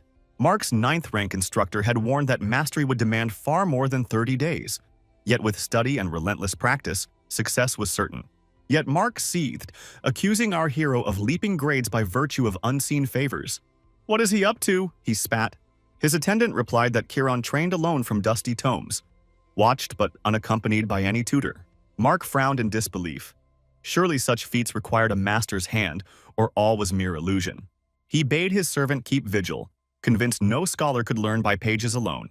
Meanwhile, our hero had devoured every required theory, committing them to memory's depths. Yet uncertainty whispered in his veins. Time's sands dwindled alarmingly. He stole to a deserted practice field and dared to weave the teleportation incantation. Knowing there was no fallback, he prayed the spell would stir into being as he calculated each nuance. First, he summoned the arcane principles within the sway of the zone, for between omniscience and omnipotence lay the very nexus of his own spirit. He sought only to dissolve the boundary between themselves. Seeing the preliminary shimmer succeed, he steeled himself for the grand act of relocation. Yet no mind could tally the precise quantum of luminal energy. As a mage's focus sharpens, his senses bloom to every whisper of the world. Legend spoke of adepts counting each leaf upon a distant canopy by pure perception. For every sensation a mage feels is woven from the fabric of the zone. He knew that to pierce the final barrier, he must awaken his senses to unseen truths. With the trial but hours away, the air pulsed with anticipation. He sagged beneath the gaze of peers, their silent questions echoing the peril of his unshielded leap. It dawned on all that his first attempt had faltered, leaving him bruised both body and pride. Determined to amend each misstep, he resolved to risk all on subsequent trials. Day after day, he fell and rose, wounds fresh, resolve unbroken, practicing until dawn bled into dusk. Even within lecture halls, his pen danced with equations, his thoughts a symphony of trial and error, each failure etched into muscle memory. On the eve of the exam, only one sunset remained between him and destiny. He stilled, breath razor-sharp, knowing that as one flaw was vanquished, another would emerge to test his mettle anew. In a flash of resolve, he knew no further tweaks remained. Success must follow. Summoning every ounce of focus, he unleashed the teleportation enchantment. The spell flared true, though gravity's pull still escorted his descent. Yet who could say how far those first strides through ether would carry him? He scarcely paused to rest. Insight struck him in mid-motion. He must learn to weave the incantation seamless, binding theory and gesture as one. Fatigue finally claimed him, and he slumbered where he fell, dreams alight with potential. Elsewhere, Mark stirred with smug anticipation. Today he would conquer the 5th grade's gate. 700 meters? A mere spring for one of his prowess. Within silent halls, students sat at their desks, unaware of destiny's approach. Mark spied Maria in the corridor and taunted her. "Skipping the trial, are we?" She flushed, baffled. "Why do you stand here?" "The field awaits us," he scoffed. "Do you think I cannot triumph?"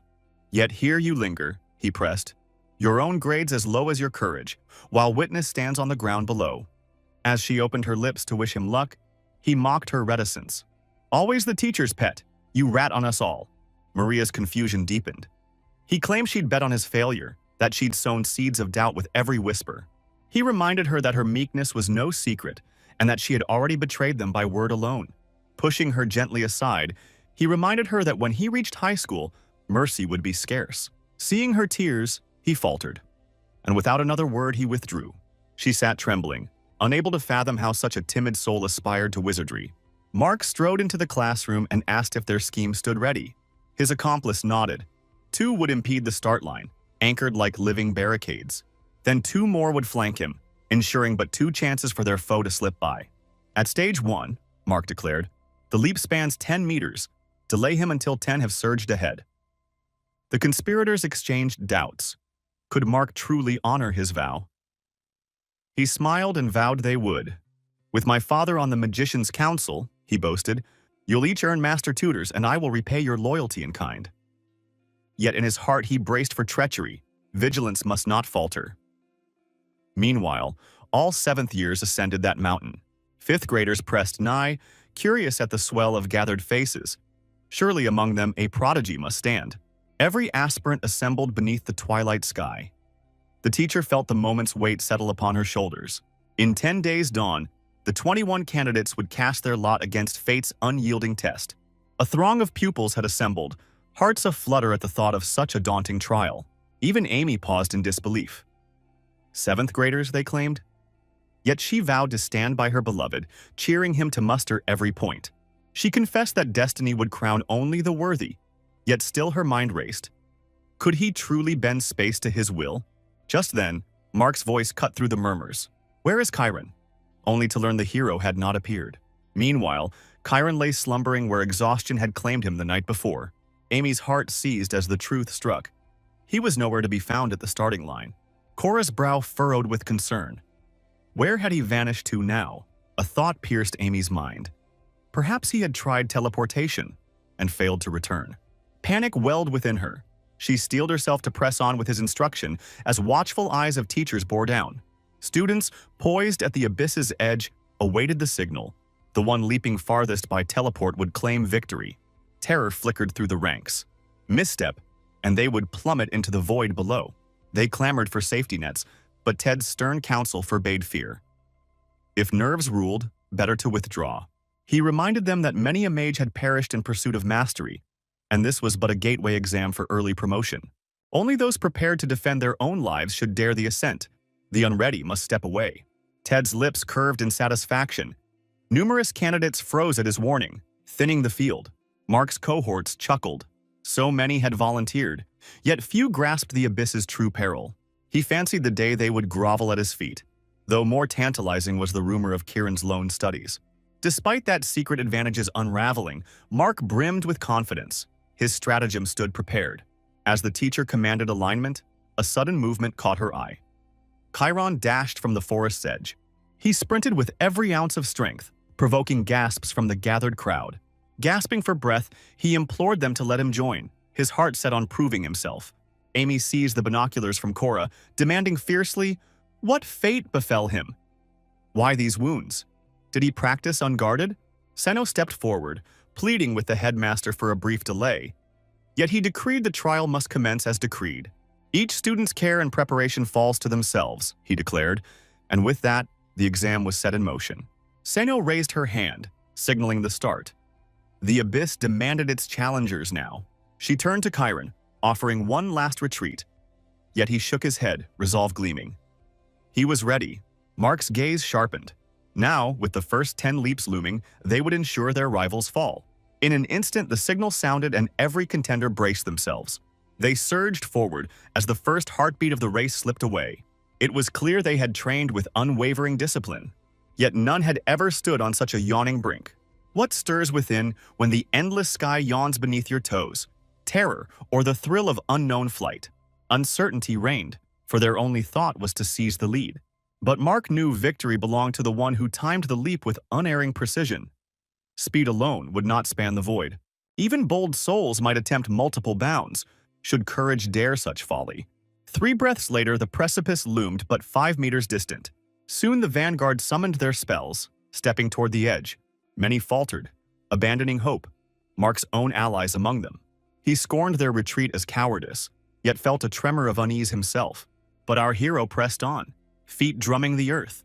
In his mind, he knew the moment to soar had not yet ripened. Onlookers braced, certain he would cast himself over the void.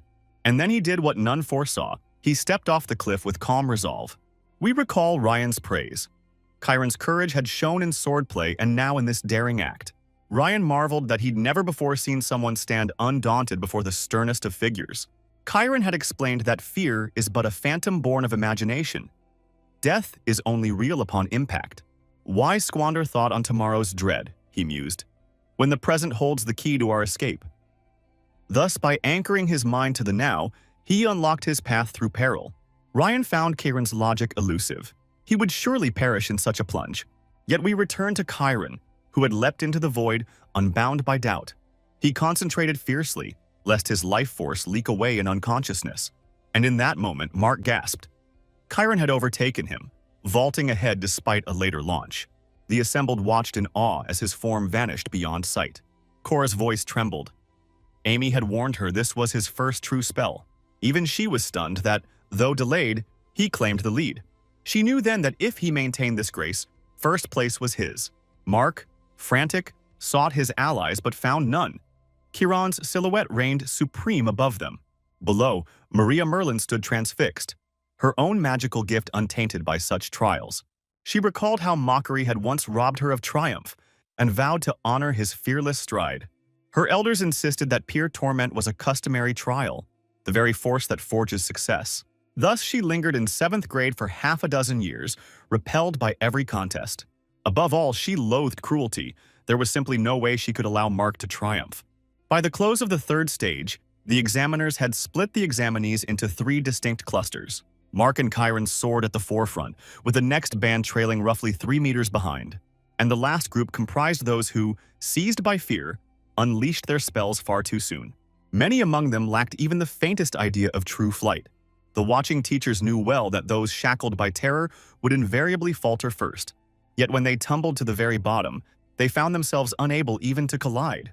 It was exclusively those in the rearmost cluster who failed outright, though numerous from the middle fell as well. Mark perceived the harsh logic of it, and most crucially, he had made no misstep. The gap between him and Chiron widened, and he bore no sign of fatigue. He could scarcely fathom it, for at the exam's dawn, it appeared to every observer that his spirit would shatter and send him plunging. Yet again and again, he found reserves of speed and surged onward. The teachers whispered of his compulsion magic, a relentless mechanical choreography. Others noted the startling volatility of Mark's technique, especially remarkable in their top pupil. Sina and the headmaster watched with delight, but Ted refused to credit his true prowess. But she, who observed in awe, saw him act and wondered who had gifted him such a skill. Amy intuited that he had taught himself, venturing where magicians learn to touch the unconscious mind. Yet he seemed to wield that hidden realm with a mastery no mere study could bestow. By then, Mark's strength unraveled. He shouted a command for all to begin anew. Instantly, every student sensed the moment to drain his mental vigor had arrived. They converged, intent on siphoning the last of his power. Our hero noticed the shift, a disturbance in his pattern. Someone had shattered his rhythm, lunging into his path without warning. That rival, fearing his own downfall, gambled on dragging Mark down with him.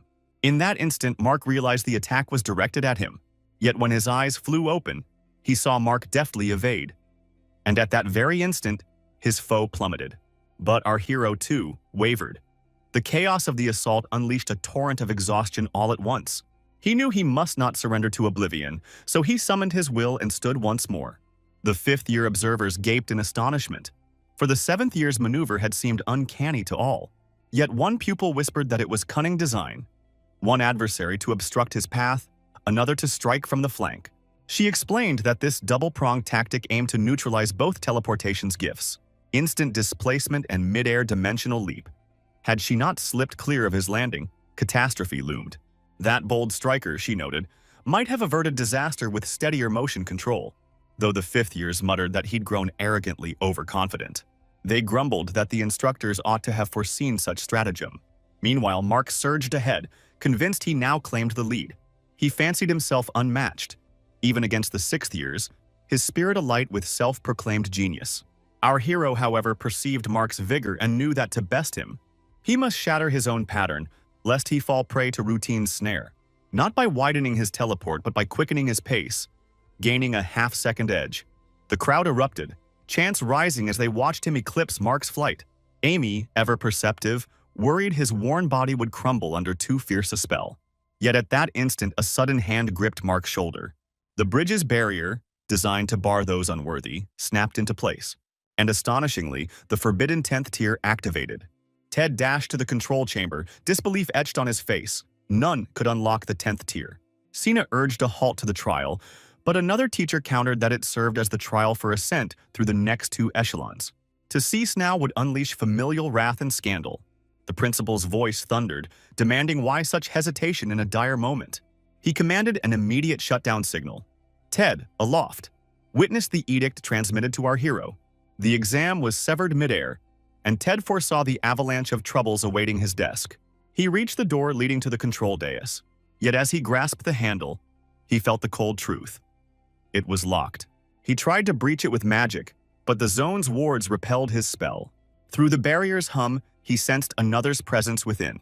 He bellowed demands for the door's release, else he vowed to shatter it. A lone voice drifted back, indifferent and low. Fade away as I might, none will mark my absence.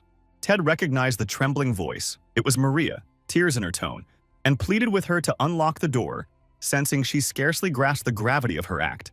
He urged her to comply swiftly, promising only a mild reprimand, yet she recoiled, convinced all had been lost forever. For if Mark completed his transfer, she believed her fate would return her to a living torment. What difference, she wondered, between that and annihilation?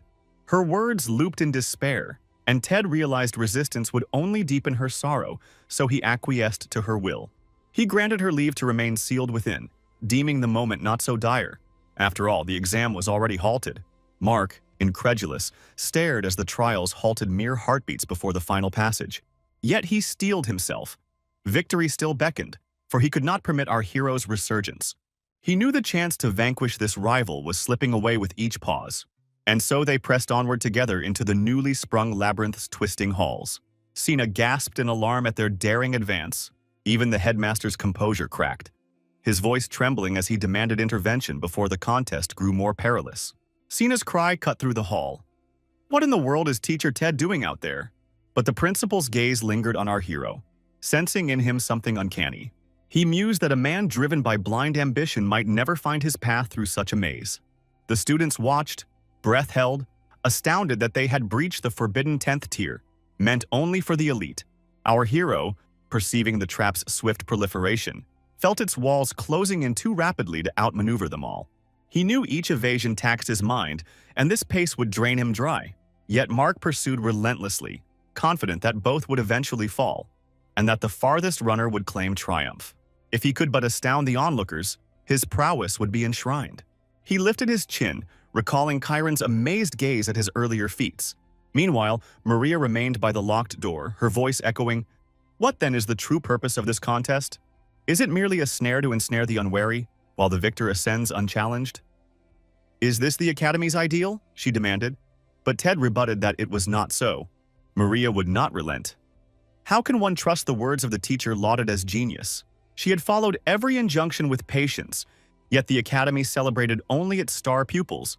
She, by contrast, was naught but average. Though Ted reminded her of his own graduation, long before she arrived in her final year, he pressed her. "Have you heard of Ted's legendary brilliance?"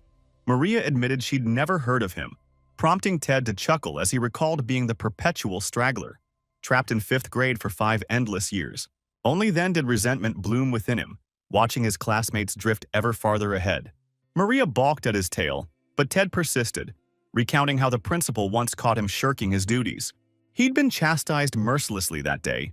Vindictive words for a midnight scuffle he refused to explain. The headmaster had pronounced that no sorcerer should measure himself by another's strides. "A true wizard," he'd said, "is one who vanishes from comparison, who bends every thought inward. And when you gaze solely upon yourself, you dissolve the illusions that bind you. But if you charge ahead while glancing back at your peers, your path will shatter beneath your feet." In that instant, Mark glanced forward and found his route cruelly severed. The corridor ahead stood impassable, as if blocked by unseen hands. He cursed his own folly for daring to venture here. Fear stung his throat, and he screamed for salvation as the void yawned beneath him. Bystanders averted their eyes, minds recoiling at the sight of his descent. Yet our hero plucked him from the abyss, lifting him serenely from above. Witnesses gasped at the rival's rescue, awestruck by such unexpected mercy. They marveled that one so determined to outpace could pause to save. But they understood that true victory transcended mere conquest. Only a heart unbound by ambition could move so. Mark, still trembling in his savior's grasp, heard frantic cries for aid. Our hero hushed him gently, mind racing through labyrinthine strategies. He knew these snares were woven like living mazes. Each pattern held a clue to escape. He ascended a ledge to survey the shifting traps, but they slithered after him like restless spirits.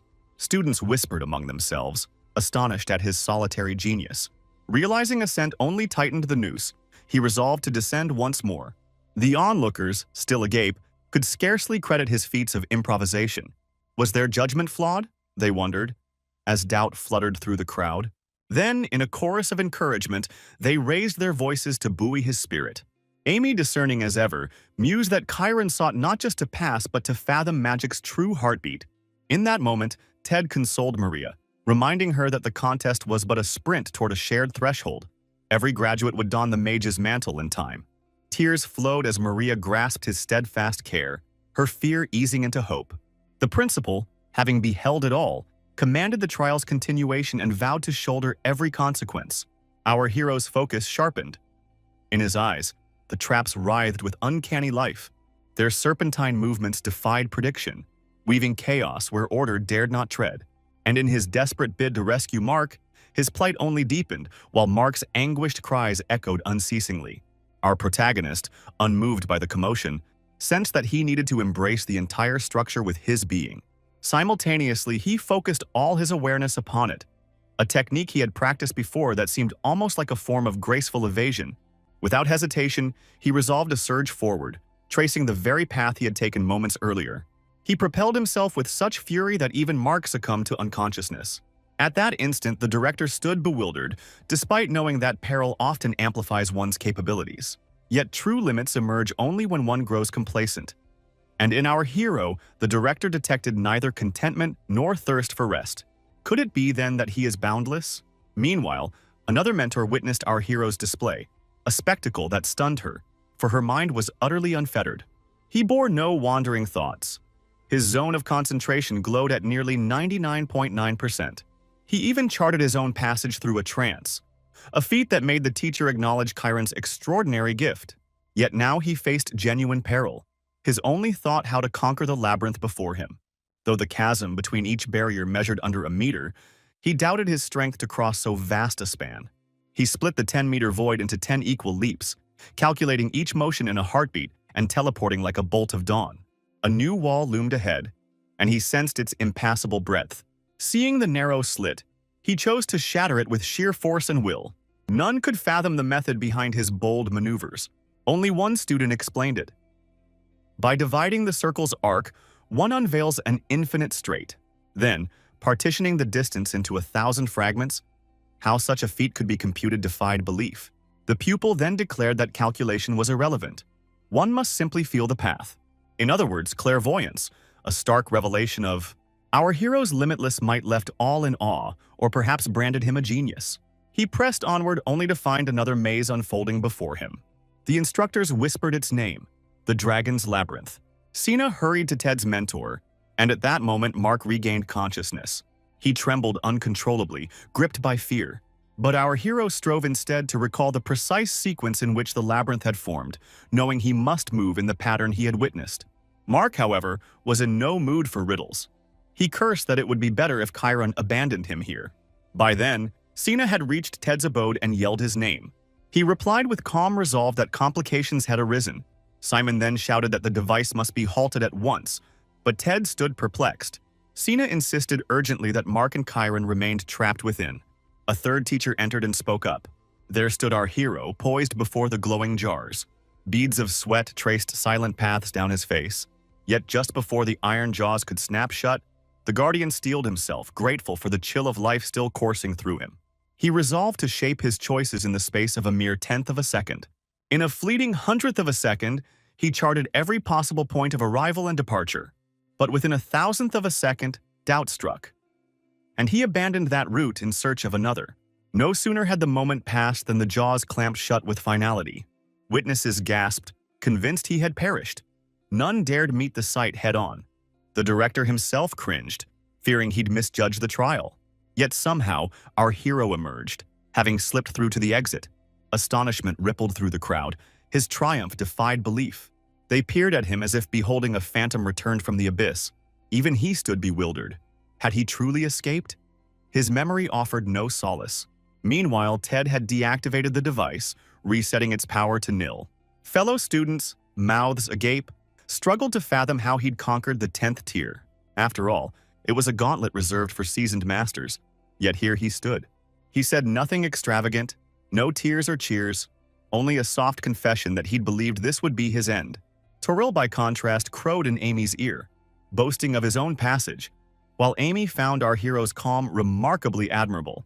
For those who claw themselves through adversity, wear no pomp nor pride upon their souls. In an instant, the assembly swarmed him with exclamations of awe. Voices rang out that he'd leapt ahead 2 grades, a feat that would spark envy in every 6th grader. Even his own mentor, arriving with Ted, gaped in disbelief at his achievement. Ted begged for understanding, insisting he'd done all he could, only for Sina to snap that he'd done nothing at all. Undeterred, Sina reminded them they'd crossed the finish simultaneously and that the principal must decide the true victor. The director, lost in thought, wondered if there was cause for any further concern. Still, he bowed his head in gratitude, for our hero had revealed a brilliant spark of hope. Ted caught the headmaster's eye and recalled how the Milt family marvels in light's purest magic. They too had been honored by the crown. Yet a fresh ember of ambition glowed in him, kindled by Cheyenne's extraordinary gift. Ted stepped forward and murmured that perhaps someone new had kindled another flame within these ancient halls. The headmaster, enraptured by the spectacle, felt memories of his own youthful daring stir within him. He had once known insatiable yearning and dismissed fate as folly. But it had been ages since his heart thundered with such fervor. And so, standing before his pupils, the director pronounced that only one soul would advance. He beckoned the assembly to honor the one whose courage had shone so brightly, declaring that this gifted soul would be the world's future guide. Thus the hero was crowned. At that instant, Mark rose to his feet, and all awaited his plea for a joint reckoning, since he and Chiron had faced the trial side by side. Yet he stood, awestruck and uncomprehending, for he had witnessed with his own eyes the genius of our hero. He approached humbly, admitting his errors and begging forgiveness with earnest sincerity. As a mage himself, he confessed every part he'd played in the unfolding drama.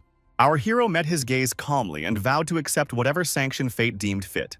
In that moment, some found him formidable, but truly, his heart was weary. All he yearned for was the gentle embrace of sleep.